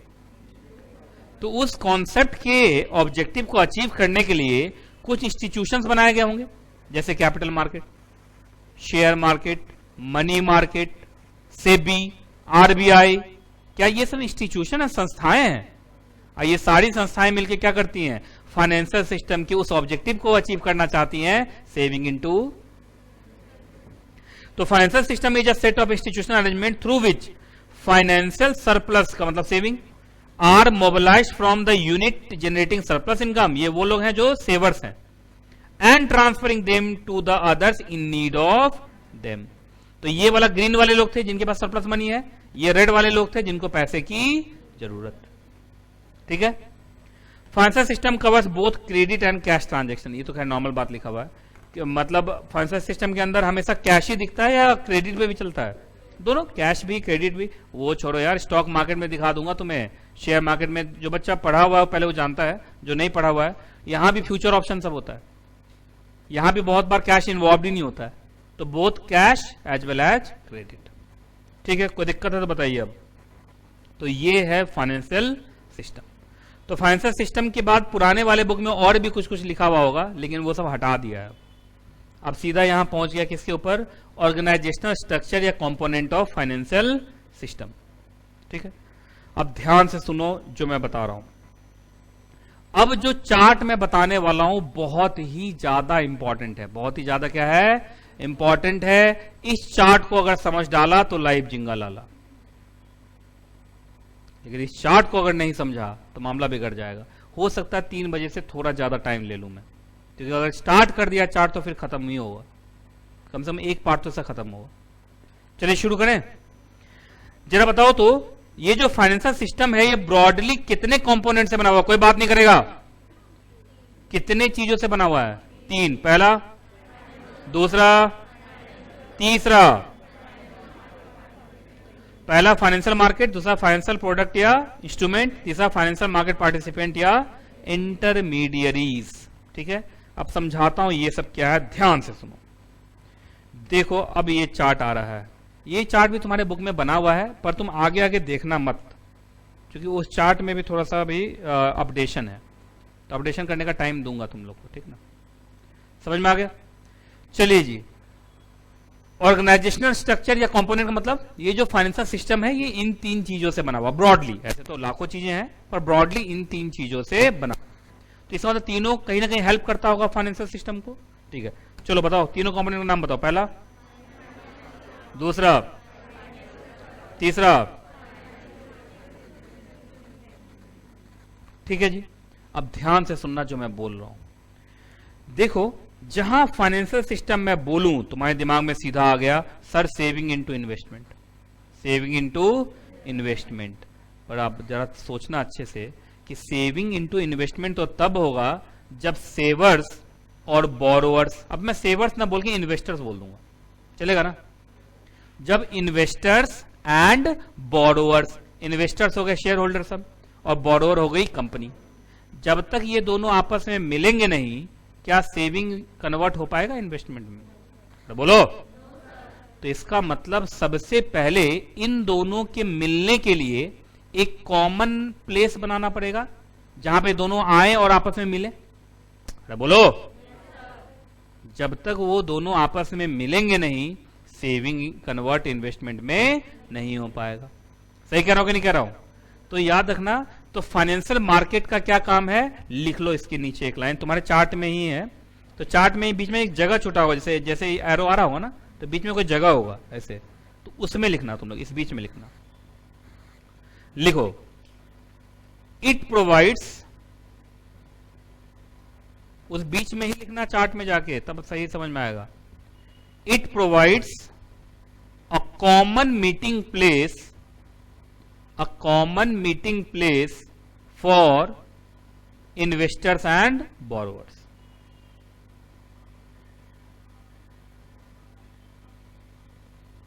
ठीक है, क्या लिखा? It provides a common meeting place for investors and borrowers। ठीक है जी, चलो भाई तो फाइनेंशियल मार्केट का तो रोल तुम्हें समझ में आ गया। अब आता फाइनेंशियल प्रोडक्ट। फाइनेंशियल प्रोडक्ट बोल लीजिए, फाइनेंशियल सिक्योरिटी बोल लीजिए, फाइनेंशियल इंस्ट्रूमेंट बोल लीजिए, बात बराबर है। ठीक है, अब सुनिए, एक बात बताओ, जैसे मान लो ये फाइनेंशियल मार्केट है, ये जो पूरा का पूरा पोडियम है ये क्या है, फाइनेंशियल मार्केट स्टेज। तो आप में से कुछ बच्चे, जैसे मान लो कि इस साइड वाले वो बच्चे हैं जो बहुत अमीर लोग हैं, ये इन्वेस्टर्स हैं। इधर ये लोग हैं जिनके पास बिजनेस आइडियाज है लेकिन पैसा नहीं है।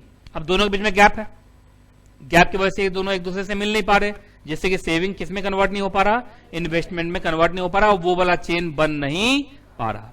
ठीक है जी, तो सबसे पहले मैं मान लो सरकार हूं, अब मैं फाइनेंशियल सिस्टम को कंट्रोल कर रहा हूं। सबसे पहले मैंने बनाया फाइनेंशियल मार्केट, मैंने यहां पर एक चिल्ला दिया जोर से, जिनको जिनको पैसा इन्वेस्ट करना आगे खड़े हो जाओ, और जिनको जिनको पैसा लेना है वो भी आगे खड़े हो जाओ। तो ये जगह का नाम था फाइनेंशियल मार्केट। जगह क्या नाम था? Financial market. कोई दिक्कत? अब मान लो ये बच्ची आके यहां खड़ी हो गई कि हाँ मेरे पॉकेट में 100 रुपया मैं इन्वेस्ट करूंगी।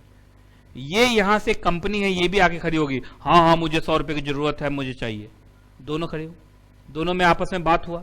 तो बात होते क्या होगा कि ये क्या करेगी, कंपनी सीधा ऐसे पॉकेट में पैसा हाथ डाल के पैसा निकाल के भाग जाएगी, कि फिर वही कोई मोड होगा, कोई मोड होगा, मीडियम होगा जिसके थ्रू इनका पैसा इनके पास जाएगा। तो वही mode and medium is financial product. Product जिसके अंदर हो गए share, debenture, bond.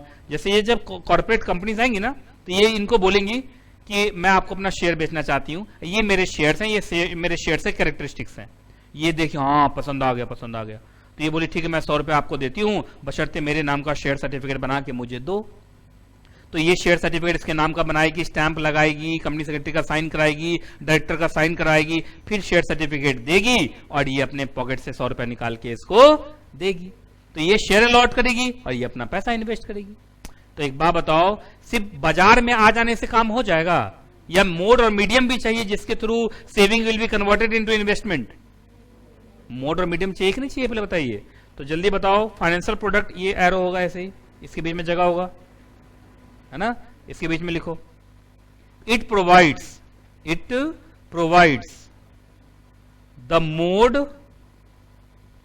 The mode और medium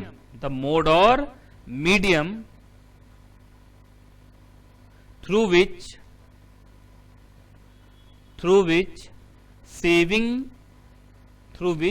saving is converted into investment. Through which saving is converted into investment. Through which saving is converted into investment. लिख दिया। तो financial product का क्या काम है, समझ में आ गया।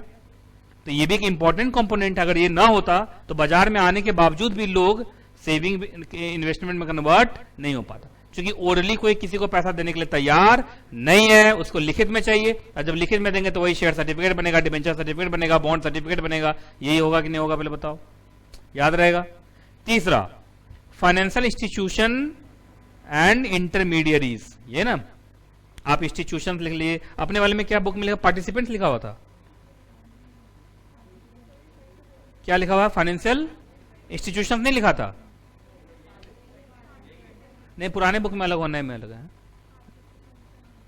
Financial participants, financial market participants, and कोई बात नहीं, बात सब बराबर ही है। मैं एक्चुअली ये इसलिए ज्यादा लिखवा देता हूं कि एग्जाम में वर्ड आ जाए तो घबरा मत जाना कि आउट ऑफ सिलेबस है, वो यही है। अगर एग्जाम में क्वेश्चन आ जाए what is financial market participant, what is financial institution, what is financial intermediaries, बात बराबर है।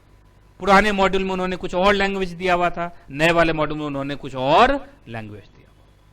क्लियर है, नहीं क्लियर है, पर बात बराबर है। तो पुराने बच्चे भी जो है पुराने बुक के साथ जो पढ़ रहे हैं वो आप वहां पर एक लाइन लिख लीजिएगा, क्या लिख लीजिएगा, financial market participant oblique financial institution oblique financial intermediaries. अब इंटरमीडियरी क्या होता है जरा बताओ। बिचौलिया, लोगों को मिलाने का काम करता है, लोगों को मिलाने का। एक बात बताइए, क्या लगता है ये जो मैंने बोला कि ये पोडियम मार्केट है, ऐसा कोई मार्केट मुंबई में होगा, कोई पोडियम वोडियम लगा हुआ होगा वहां पे? ये एक कॉन्सेप्ट है, ये कॉन्सेप्ट है तो पूरा देश ही कैपिटल मार्केट है। अब जरा सोचिए, ये एक कंपनी है और इनको शेयर्स बेचना है। अब इतने बड़े देश में कौन कौन लोग शेयर्स में इंटरेस्टेड हैं, ये खोजना आसान काम है क्या? सही कह रहा हूं कि नहीं कह रहा हूं? तो इसमें मदद कौन देगा? बिचौलिया। बिचौलिया वो लोग हैं जो ऐसे लोग को खोज के लाएंगे जिनको शेयर्स में इन्वेस्ट करना है, और ऐसे लोग को भी खोज के लाएंगे जिनको शेयर्स के नाम पर पैसा लेना है। तो कहीं ना कहीं ये दोनों को मिलवाने का काम करते हैं। क्या करते हैं? दोनों को मिलवाने का काम करते हैं। जैसे बैंक है, बैंक क्या है जरा बताओ? इंटरमीडिएट नहीं है। आप जब बैंक को एफडी देते हैं तो क्या बैंक अपने पास रखता है क्या कि वो बिजनेसमैन को आगे लोन देता है? तो देखा जाए तो तुम्हारा ही पैसा उठा के किसको दे दिया? बिजनेसमैन को दे दिया। तो बिजनेसमैन और तुम मिले, या तुम्हारा पैसा बिजनेसमैन के पास पहुंचा किसके थ्रू? बैंक। समझ में आ रहा है कि नहीं आ रहा? पहले बताओ। तो ये हो गया फाइनेंशियल इंस्टीट्यूशन और इंटरमीडियरीज। इनका क्या काम है बताओ? दोनों को मिलवाना, दोनों को आपस में क्या कराना? मुक्कालात नहीं, मुलाकात, है ना? तो बताओ, मैंने पिछले बैच में क्या लिखवाया था? यहाँ पे जिनके पास बुक है बताओ क्या लिखवाते हैं यहाँ पे? हाँ, they help in meeting the borrowers and investors. लिखो, they help in meeting of borrowers and investors. ठीक है,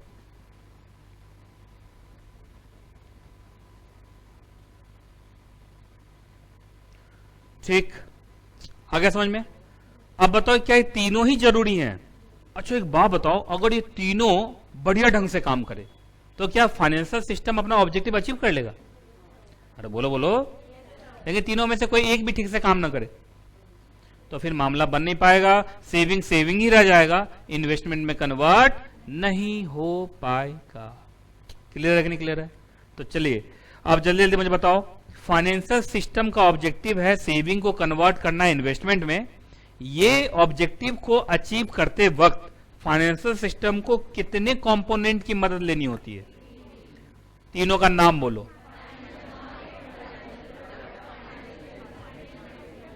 फाइनेंशियल मार्केट का क्या काम?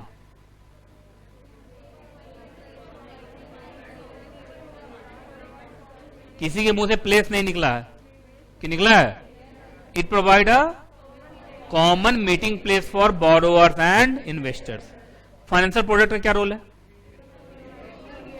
ये वो मीडियम या मोड है जिसके through saving will be converted into investment. अच्छा, इंस्टीट्यूशन इंटरमीडिएट का क्या काम है इसमें? दोनों को आपस में मिलवाते हैं जिससे कि सेविंग जल्द से जल्द इन्वेस्टमेंट में कन्वर्ट हो सके। क्लियर है? अब इसमें से स्टार्ट मैं कर रहा हूं फाइनेंशियल मार्केट वाला, इसमें लगेगा टाइम, ठीक है, इसलिए, लेकिन इसको करके मैं खत्म ही करूंगा आज। फाइनेंशियल मार्केट वाला तो खत्म कर ही दूंगा। चलिए शुरू करते हैं। अब एकदम ध्यान से सुनना बहुत जरूरी है अब, ठीक। भारत में फाइनेंशियल मार्केट दो तरीके का है। कितने तरीके का है? दो तरीके का। पहला है मनी मार्केट और दूसरा है कैपिटल मार्केट। अब ध्यान से सुन लीजिए, मनी मार्केट कॉरपोरेट मार्केट नहीं है, यह सरकारी मार्केट है।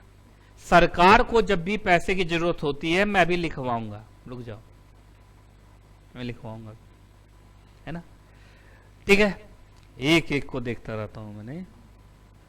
चलो सुनो, सरकार को जब भी बहुत पैसे की जरूरत होती है तो सरकार भी पैसा किससे मांगती है? पब्लिक से। किससे मांगती है? पब्लिक से। तो सरकारी मार्केट अलग है, उसका नाम है मनी मार्केट। इसका क्या नाम है? Money market. ये यहां कॉर्पोरेट नहीं आते, यहां कौन नहीं आते? कॉर्पोरेट नहीं आते, है ना। तो ये इसको हम लोग बोलते हैं G-sec market, government securities market. यहां पर शेयर बेचने वाला कौन है? गवर्नमेंट, और खरीदने वाला पब्लिक। मतलब कॉर्पोरेट है क्या कहीं भी? ना।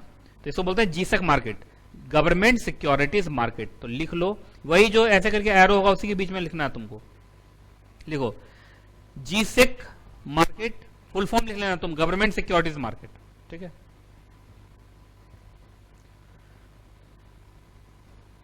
गवर्नमेंट सिक्योरिटीज मार्केट,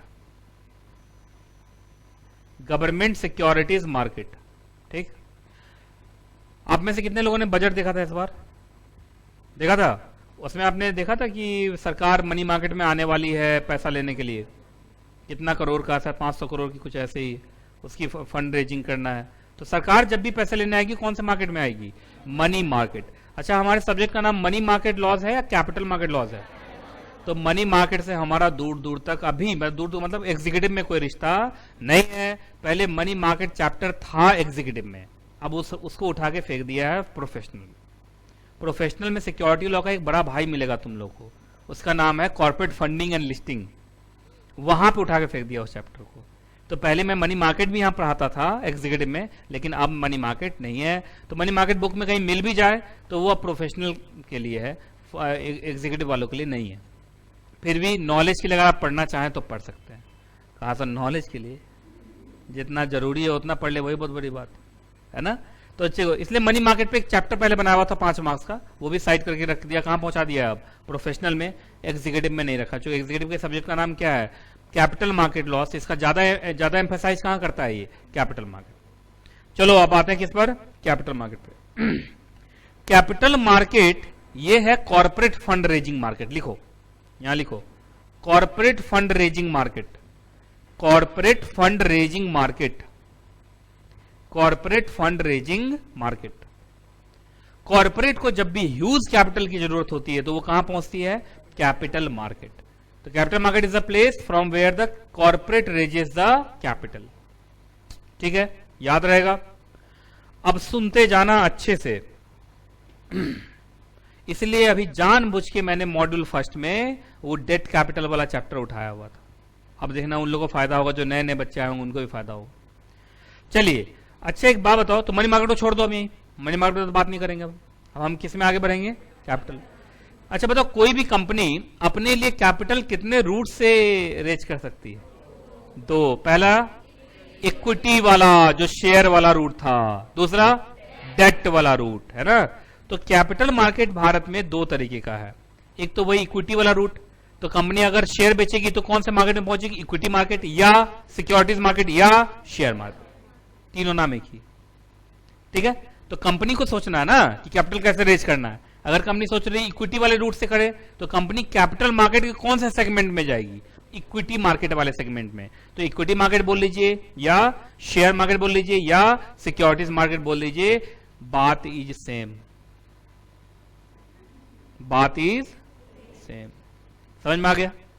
अच्छा, लेकिन कंपनी ने सोचा है कि डेट वाला रूट पकड़ेंगे, तो कौन से मार्केट में कंपनी जाएगी? ठीक। चलो मेरे सब्जेक्ट का नाम क्या है पहले बताओ, capital market and securities law. तो इसका मतलब ये ज्यादा एम्फसाइज करेगा एक तो कैपिटल पे, उसके बाद सिक्योरिटीज पे, डेट पर ज्यादा बात नहीं करेगा। फिर वही डेट पर एक चैप्टर था पहले, डेट मार्केट, उसको भी थोड़ा बहुत उठा पुठा के फेंक दिया फाइनल में। तो इसका पूरा ध्यान इस पर रहेगा। तो इसका पूरा ध्यान, सब्जेक्ट का नाम तो हो गया justify, capital market law and securities. Clear है कि नहीं क्लियर है? तो हम डेट मार्केट के बारे में ज्यादा बात नहीं करेंगे। अब हम आगे बढ़ेंगे किसमें, सिक्योरिटीज मार्केट। सिक्योरिटी मार्केट मतलब कौन सा मार्केट, शेयर मार्केट। तो चलो एक बार पीछे से फिर से चलते हैं। बताइए भारत में फाइनेंशियल मार्केट कितने तरीके का, पहला बोलो। दूसरा, कुछ बच्चों का मुंह नहीं चल रहा, मुंह में दही जमा लिया उन्होंने, किसा मुंह चला दिया, दही दे दो हिल गया। तो मुंह चलता हुआ दिखाई देना चाहिए, मैं देख रहा हूं। हम तो मास्क लगाए में, अंदर पता क्या चलेगा, यहां से पता चलता है। ये चमकता नहीं रहता है, ये नहीं चमकता, चमकता है ना, तो मुझे पता चल जाता है कि मुंह चल रहा है कि नहीं। ठीक है, चलिए। कुछ लोग गलों में मास्क, गले में मास्क लगाते हैं, यहां ना वो तो मुंह पर पहुंच पा रहा है और ना नाक पर। कुछ नहीं, बात टोपी लगा के आ जाना मास्क का तुम लोग। मास्क किसके प्रोटेक्शन के लिए है, मुंह और नाक। तो यहां लटका हुआ है, वो नहीं जैसे पुलिस से बचेंगे, जहां पुलिस आई। चलो अब सुनो मेरी बात को, जरा ध्यान सुनो। बताओ फाइनेंशियल मार्केट कितने तरीके का, पहला क्या है, क्या है ये, कॉर्पोरेट का कोई इन्वॉल्वमेंट है क्या ना। दूसरा मार्केट, ये क्या है, अच्छा कॉर्पोरेट का मतलब फिर कंपनी सेक्रेटरी तो कैपिटल मार्केट में दिखेगा, जहां कॉर्पोरेट वहां कंपनी सेक्रेटरी, मतलब जहां कंपनी वहां कंपनी सेक्रेटरी। अरे मनी मार्केट में क्या करूंगा मैं, मनी मार्केट में कौन मिलेगा, आईएएस ऑफिसर सब। अरे वही मिलेगा ना, सरकार वाला काम कौन करता है, आईएएस ऑफिसर सब, अपना घूमता फिरता रहेगा उधर।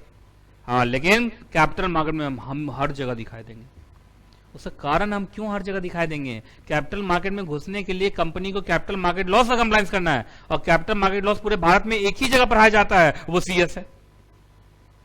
तो क्या हमारे बिना कंपनी कैपिटल मार्केट में घुस पाएगी कभी, अरे बोलो, कभी नहीं घुस सकती। अगर घुस गई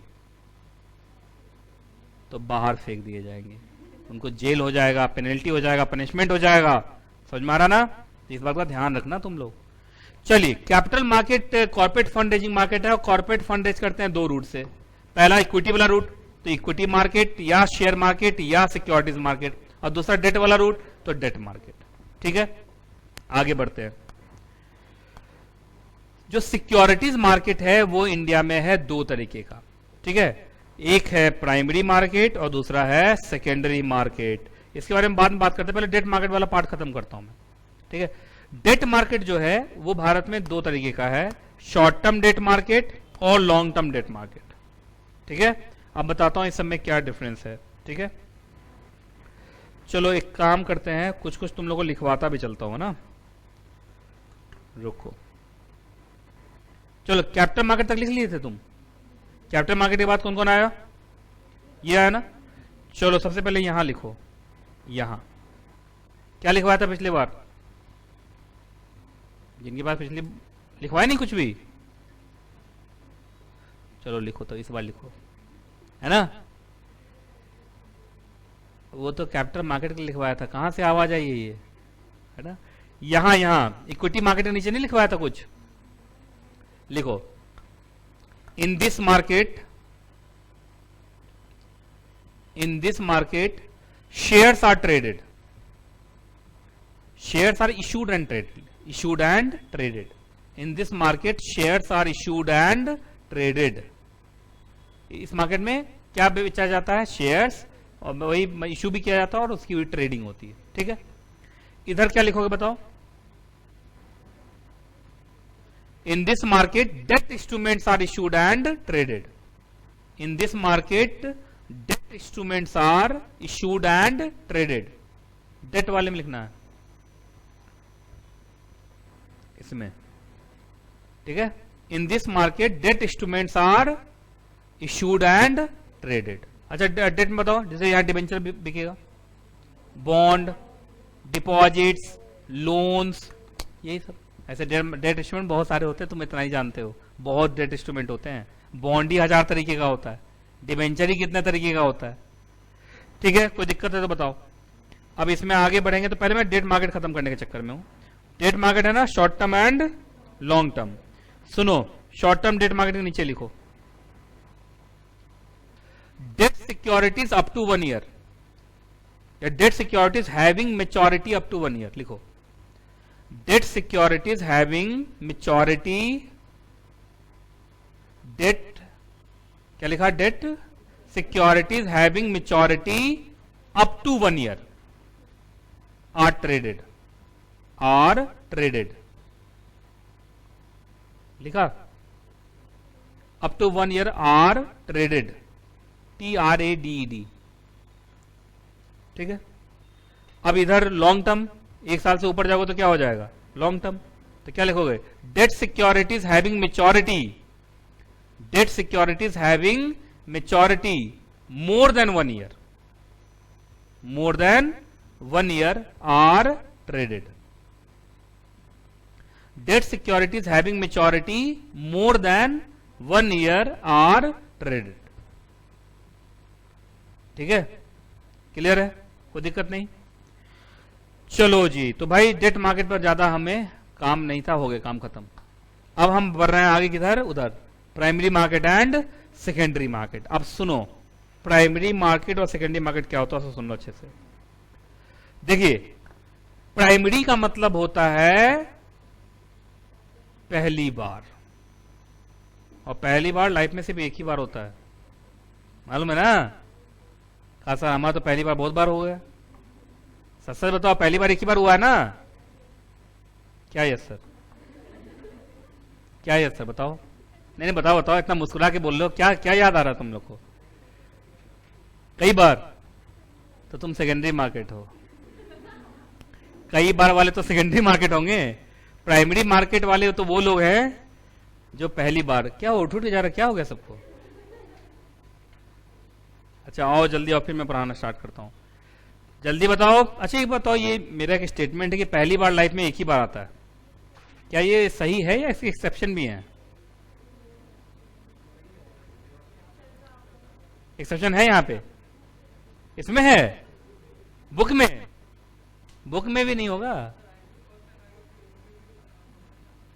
एपीओ सेकेंड टाइम को तो एपीओ बोलते हैं, फर्स्ट टाइम कहां आएगा,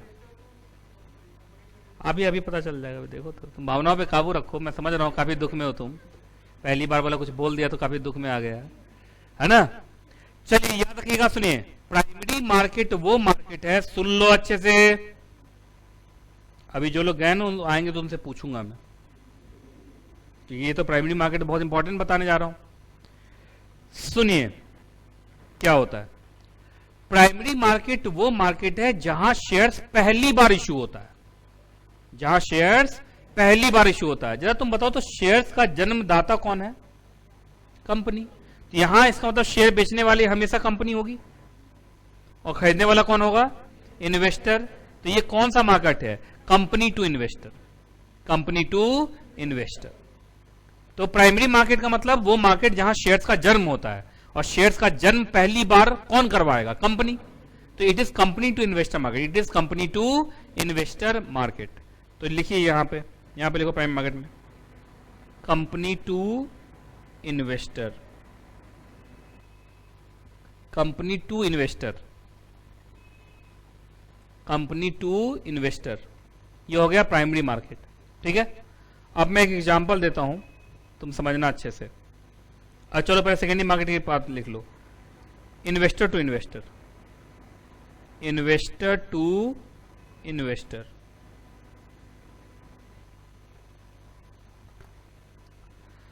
तो प्राइमरी मार्केट में क्या है, कंपनी टू इन्वेस्टर, और सेकेंडरी मार्केट में क्या है, इन्वेस्टर टू इन्वेस्टर। अब समझाता हूं, देखना अच्छे से समझ में आ जाएगा तुम लोग को। ठीक है,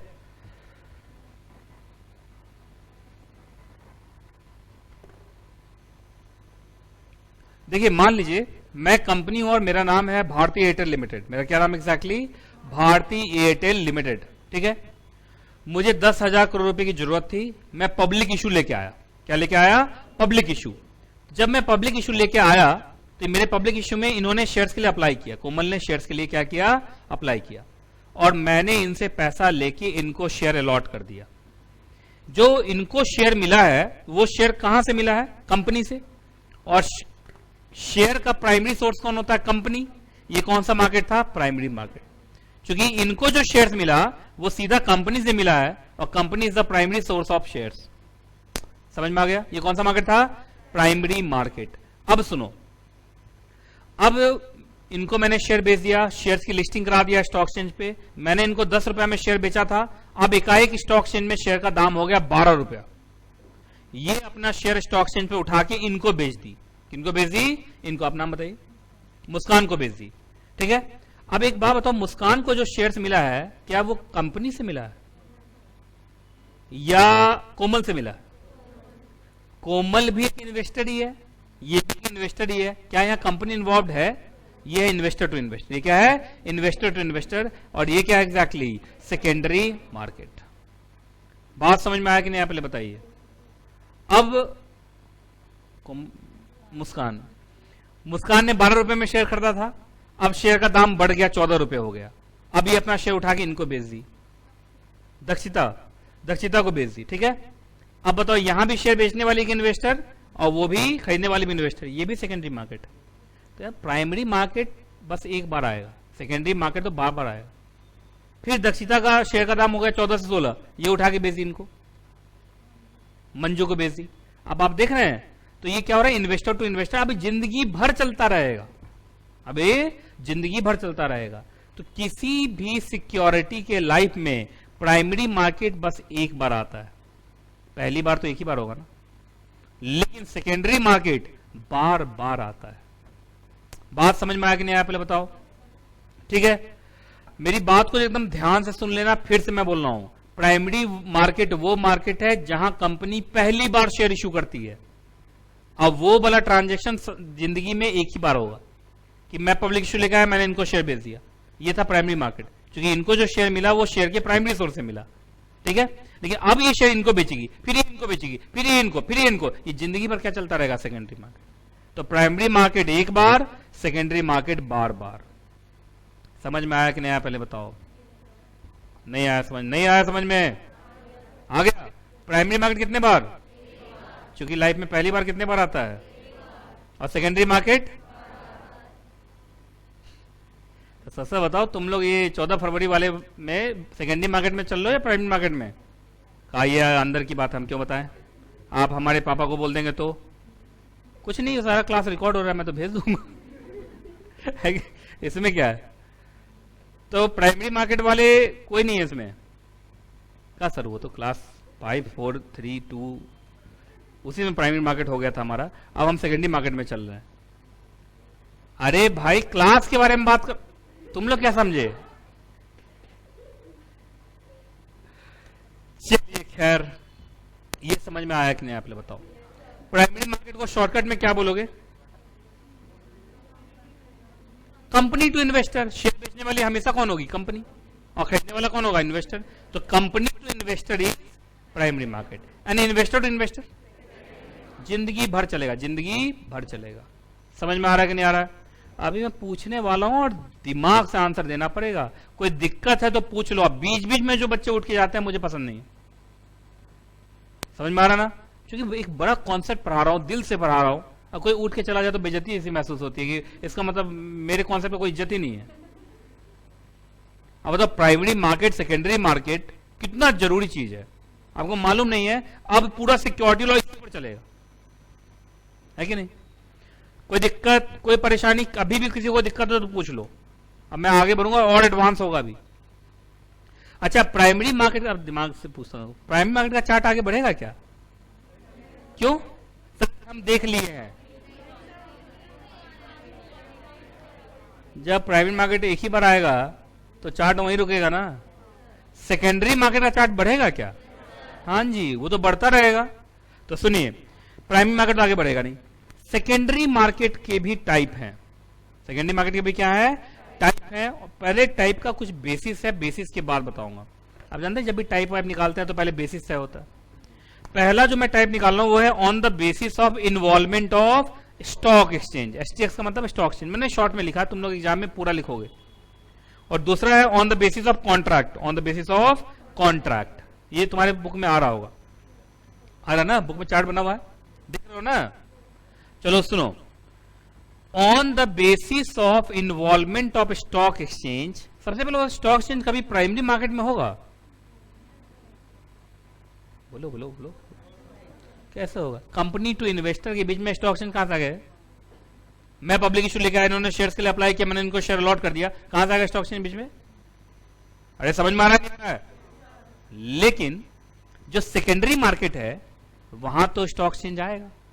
तो इतना तो आज पता चल ही गया कि स्टॉक एक्सचेंज सेकेंडरी मार्केट का इंटरमीडिएट है, प्राइमरी मार्केट में उसका कोई भी रोल नहीं है। क्लियर है? अब चलिए, on the basis of involvement of stock exchange दो तरीके से ट्रेडिंग हो सकती है। एक है पहला मार्केट ट्रेड्स और दूसरा है ऑफ मार्केट ट्रेड्स। अब समझो ये क्या है, फिर से एग्जांपल सुन लो, लिखना बाद में, चार्ट ऑलरेडी बुक में बना हुआ है।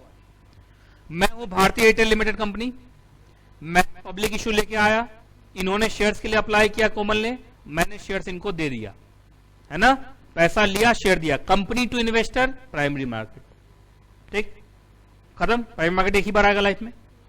अब कोमल के पास शेयर्स हैं, 10 रुपए का शेयर मैंने इनको बेचा है, स्टॉक एक्सचेंज पर शेयर का दाम हो गया 12 रुपए। अब इनके मर्जी के ऊपर है कि ये स्टॉक एक्सचेंज के थ्रू अपना शेयर बेचती है या 1-to-1 अरेंजमेंट करके। जैसे पहला है मार्केट ट्रेड्स, मार्केट ट्रेड्स का मतलब हो गया ये स्टॉक एक्सचेंज पे गई और ऑनलाइन अपना शेयर बेच दी। अब ऑनलाइन कैसे शेयर बिकता है मैं सब सिखाऊंगा तुम लोग को, मैं अपना डीमेट अकाउंट भी दिखाऊंगा, एक गरीब का डीमेट अकाउंट भी देखना तुम लोग, ठीक है, बात समझ में आ गया। तो अगर स्टॉक एक्सचेंज का मदद लेके ये अपना शेयर बेच रही तो ऑनलाइन बेच रही, तो ये बेच रही तो कोई खरीदा होगा, वो अलग बात है कि इसको दिखेगा नहीं कि कौन खरीदा, क्योंकि सब कुछ ऑनलाइन, लेकिन बेची है तो कोई तो खरीदा ही होगा। स्टॉक एक्सचेंज थोड़ी खरीदता है यार, खरीदा तो कोई इन्वेस्टर ही होगा, बात समझ में आ गया। तो अगर इन्होंने मदद लिया है स्टॉक एक्सचेंज का अपना शेयर्स बेचने में, इन्वेस्टर टू इन्वेस्टर करने में, किसका मदद लिया? स्टॉक एक्सचेंज का, तो वो कौन सा ट्रेड था? मार्केट ट्रेड, है ना। तो यहां पर लिखो trading with the help of, trading with the help of stock exchange, trading with the help of stock exchange, trading with the help of stock exchange, trading with the help of stock exchange, ठीक है।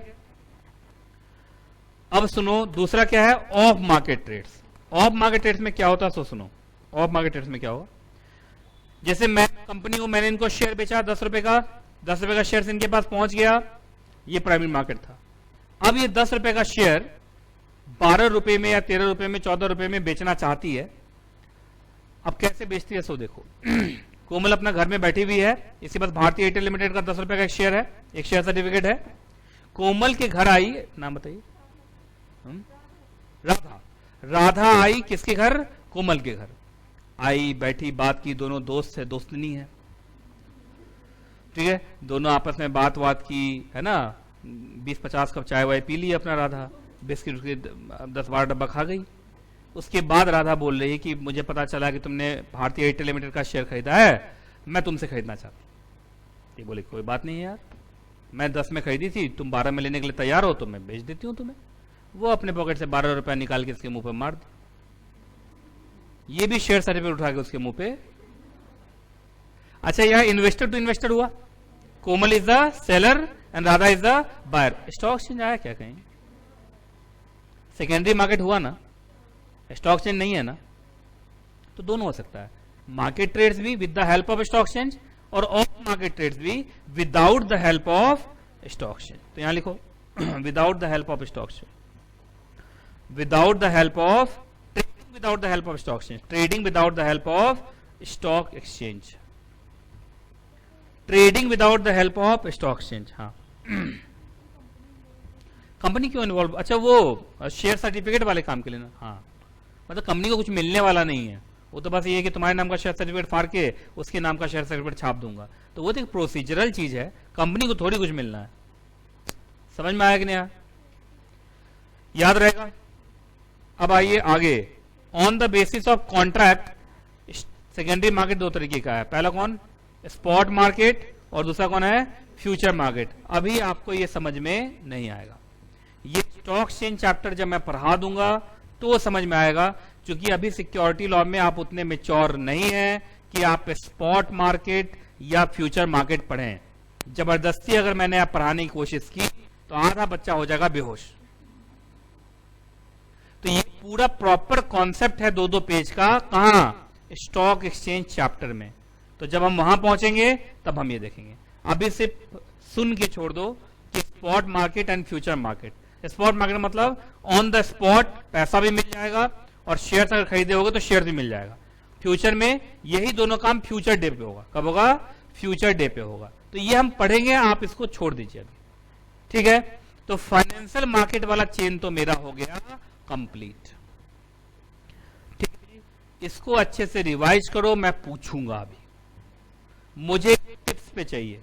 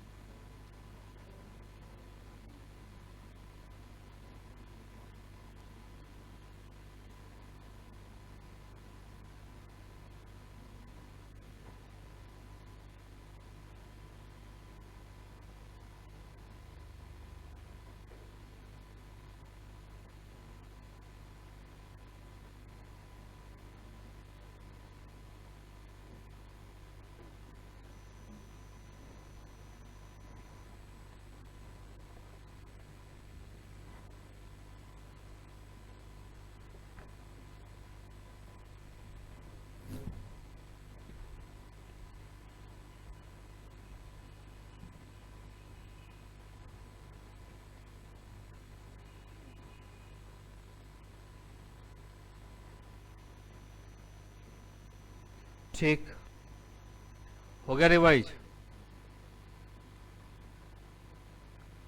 जो बच्चे पहले से पढ़े हुए हैं ना, उनको लग रहा होगा तो आज तो रिपीट हुआ है, लेकिन इनका फाइनेंशियल इंस्टीट्यूशन इंटरमीडिएट वाले पर जब आएंगे तो वहां थोड़ा चेंज है, ठीक है। पूछना स्टार्ट करूं तो सीधा क्वेश्चन थोड़ी पूछता हूं मैं, घुमा के पूछूंगा, इसलिए पूरे अच्छे से देख लो तुम लोग। चलो एक बार रिवाइज कराता हूं। जरा बताइए तो फाइनेंशियल सिस्टम का क्या ऑब्जेक्टिव है? To convert the saving into investment. इतना आसान के लिए इतना रुकते क्यों हो? जैसे मैं बोला फाइनेंशियल सिस्टम का ऑब्जेक्टिव, पहले तो क्वेश्चन समझने में उसको टाइम लगा कि क्या पूछे हैं, उसके बाद कुछ बच्चा क्वेश्चन सुने बिना आंसर कर देता है, वो आधा आंसर कर गया, फिर तो कैपिटल मार्केट में बता दिया था। ये होता है कि नहीं होता है? ये भी एक चीज सीख लो, एग्जाम में जब क्वेश्चन आए पहले क्वेश्चन को देखना है, क्या पूछा है, फिर उस पर जवाब देना। एक बार मेरा ऐसे स्टूडेंट ट्रेडमार्क का इन्फ्रिंजमेंट पूछा था, कॉपीराइट का पूरा लिख के आ गया था। कहा सर बाद में पता चला। बाद में पता चला? ट्रेडमार्क कॉपीराइट में डिफरेंस नजर नहीं आ रहा है? तो ये गलती नहीं होनी चाहिए। मैंने क्या पूछा अभी? फाइनेंशियल सिस्टम का ऑब्जेक्टिव बताओ, जब तक मैं ये पीता हूं।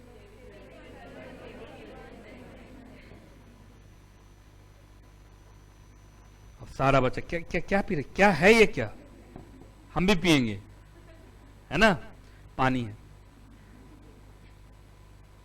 पानी है ना? पक्का कंफर्म हो? इतना गंदा पानी,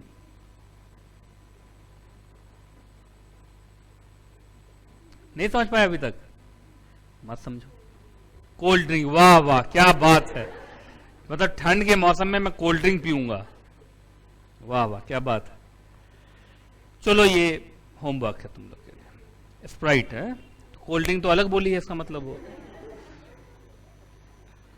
अच्छा जरा बताइए, फाइनेंशियल सिस्टम अपने इस ऑब्जेक्टिव को कैसे अचीव करता है? Through the help of its 3 component, first, second, third. Financial market का क्या काम?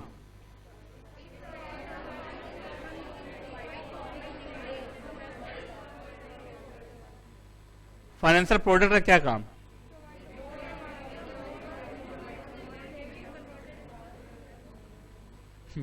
कुछ लोग तो बोलने में तो मास्क पहने उसको खा जाएंगे। अब ऐसा ऐसा काम करता है बच्चा सब। है ना।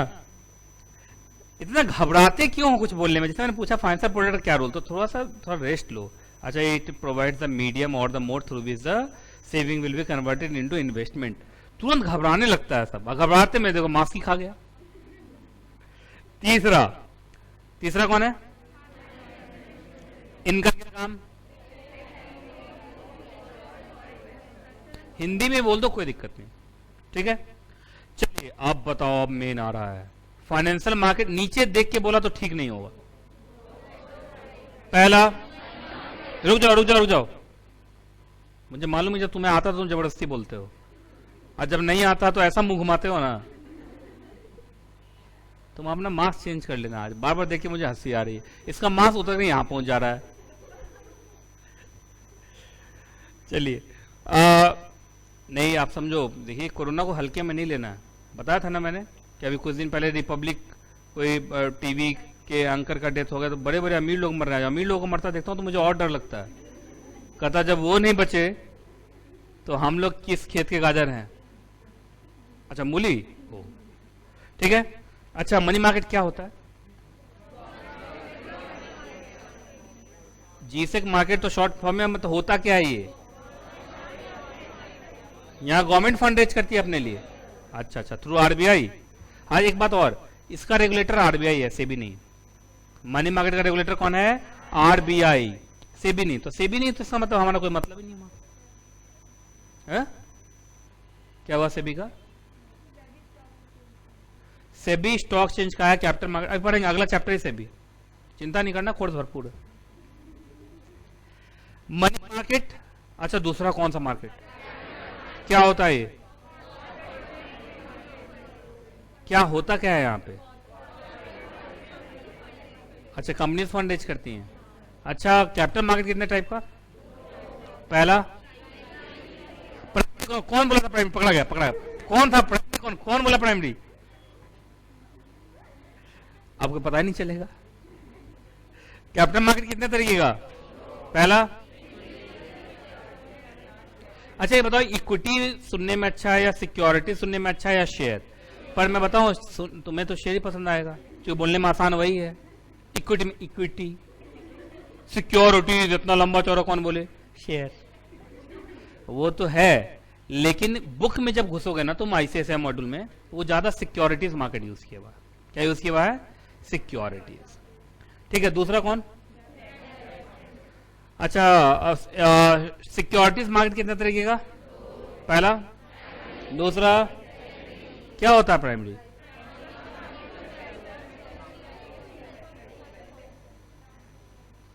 कंपनी टू इन्वेस्टर ना।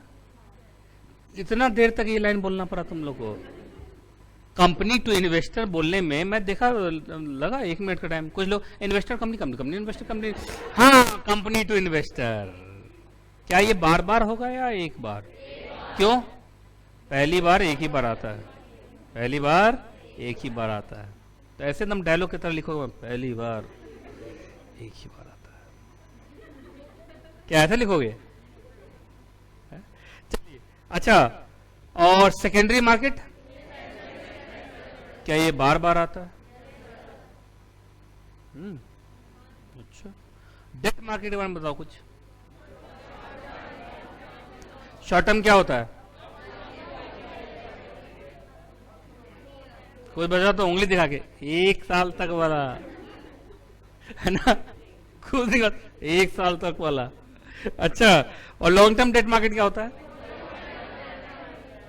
1 साल से ज्यादा वाला है। अच्छा अच्छा, हाँ ये बताओ, प्राइमरी मार्केट का चार्ट आगे बढ़ेगा क्या? क्यों? क्योंकि पहली बार लाइफ में बस एक ही बार आता है। अच्छा, सेकेंडरी मार्केट वाला बढ़ेगा क्या? क्यों? क्योंकि वो बार बार आता है ना। अच्छा, उसमें स्टॉक एक्सचेंज होता है, स्टॉक एक्सचेंज के अलावा नहीं हो सकता। ऑफ मार्केट ट्रेड्स क्या होता है? तब होता होगा, अभी पढ़ाया मैंने, हद है। चलिए, on the basis of involvement of stock exchange बताओ क्या होता है मार्केट ट्रेड्स? क्या होता है मार्केट ट्रेड्स?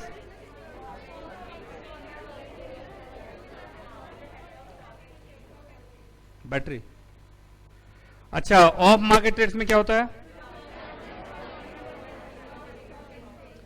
अच्छा, on the basis of contract, spot और फ्यूचर। तो मुझे लगता है ये वाला चार्ट हो गया तुम्हारा खत्म। दूसरा है, हाँ मतलब फाइनेंशियल प्रोडक्ट, फाइनेंशियल इंस्टीट्यूशन करेंगे हम अगली क्लास में, लेकिन अभी मैं इस पे क्वेश्चन पूछूंगा।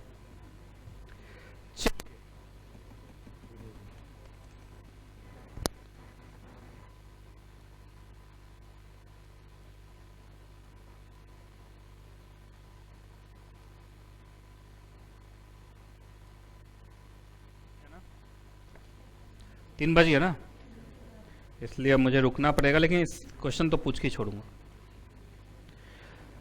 चलिए जी, अब मैं पूछता हूं किससे? पूछूंगा उससे जिसने बोला है कि होता होगा, मुझे क्या मतलब। आपका नाम भूल गया मैं। प्राची है ना?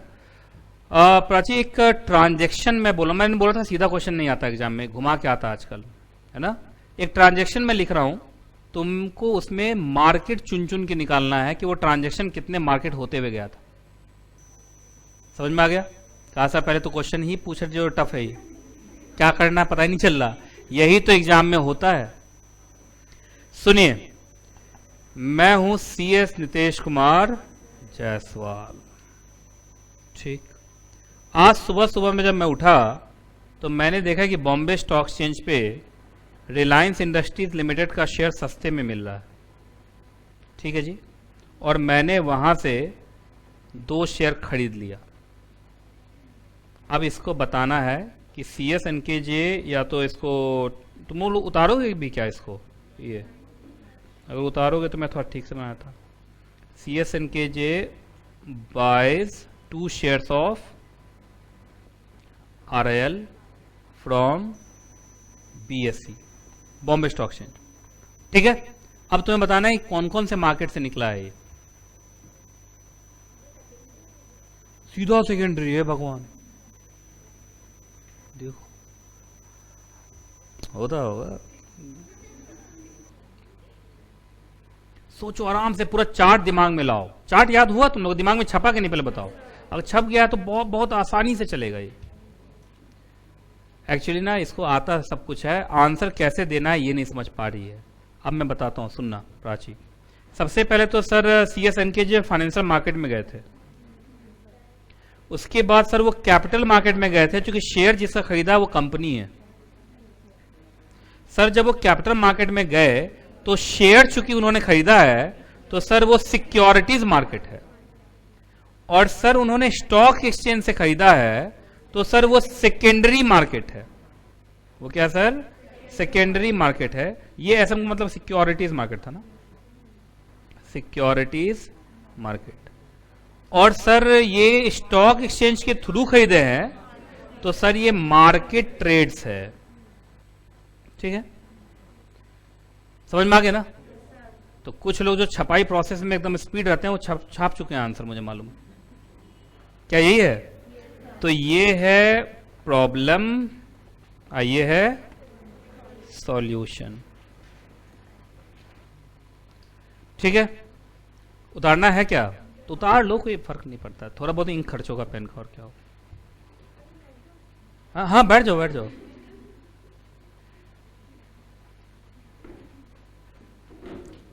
एक दो और पूछूंगा बस, उसके बाद तुम लोग CMA पढ़ना।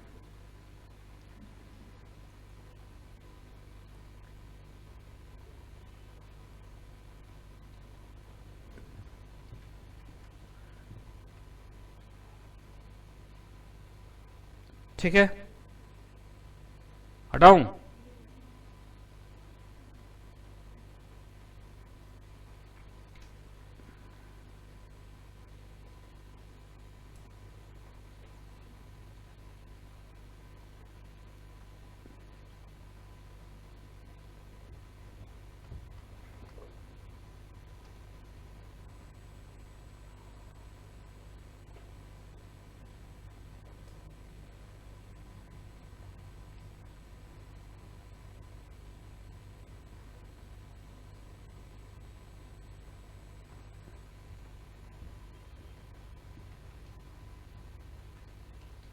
चलिए, हो गया। चलो दूसरा,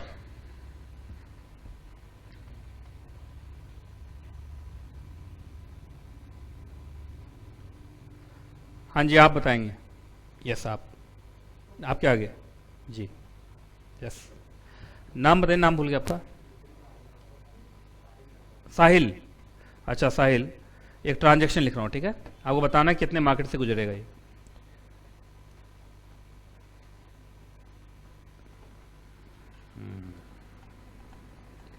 CSNKJ ने बाय किया, CSNKJ बाइज 10 डिबेंचर, ये 22 नहीं, इसको थोड़ा सा और टफ बनाता हूँ क्योंकि इसको परेशान करना है ना। CSNKJ is allotted 10 debentures in public issue of A Limited। बस यही है, एकदम आराम से, एकदम शांत दिमाग से। तो मैं ये भी तो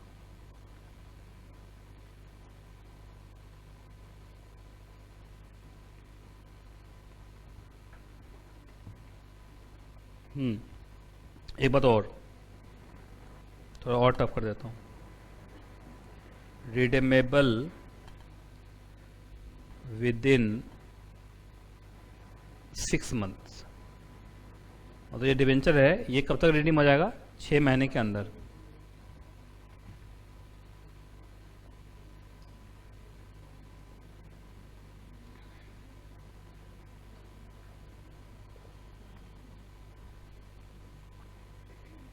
रिडीमेबल विद इन 6 मंथ।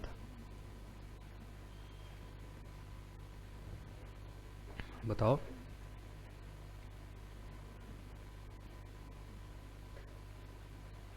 बताओ बताओ। ये तो पक्का है आंसर। सबसे पहले फाइनेंशियल मार्केट में,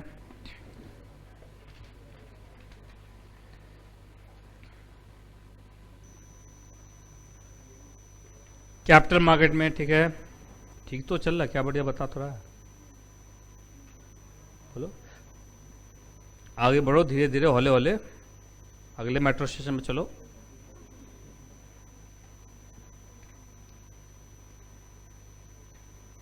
चार्ट दिमाग में छपा हुआ होना चाहिए।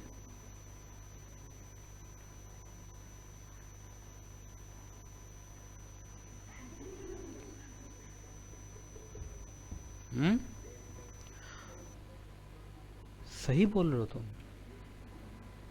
चीफ मिनिस्टर के बाद डिस्ट्रिक्ट मजिस्ट्रेट, डेट मार्केट, एकदम सही बोल रहा है। क्या बढ़िया तो बोलता जा रहा है, थोड़ा सा और दिमाग पे जोर डालो।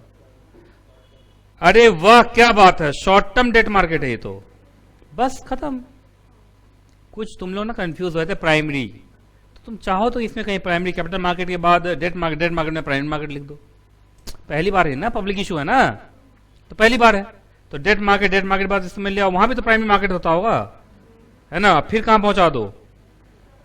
शॉर्ट टर्म डेट मार्केट चलेगा, ठीक है? एकदम सही आंसर। बैठी, समझ में आया? अब तुम्हें ये समझ में आ गया होगा कि जब हम चीजों को पढ़ते रहते हैं और चार्ट वार्ट से समझते रहते हैं तो समझ में सब कुछ आता है, पर एग्जाम में क्वेश्चन किस तरीके से घुमा के पूछ सकता है और दिमाग का इस्तेमाल वहां करना पड़ेगा। वहां मैं थोड़ी रहूंगा, ऐसा रहूंगा कि हॉल में घूम रहा हूं, समझो, ये समझो, वहां खुद दिमाग लगाना पड़ेगा। समझ में आ गया? तो मुझे लगता है ये वाला चार्ट आपका हो गया कंप्लीट, है ना? इसी के साथ आज की क्लास यहीं तक, फिर मिलूंगा अगली क्लास में, और जब तक मैं ना मिलूं दुआ में याद रखिएगा। खुश रहें आप, खुश रहें आपका परिवार।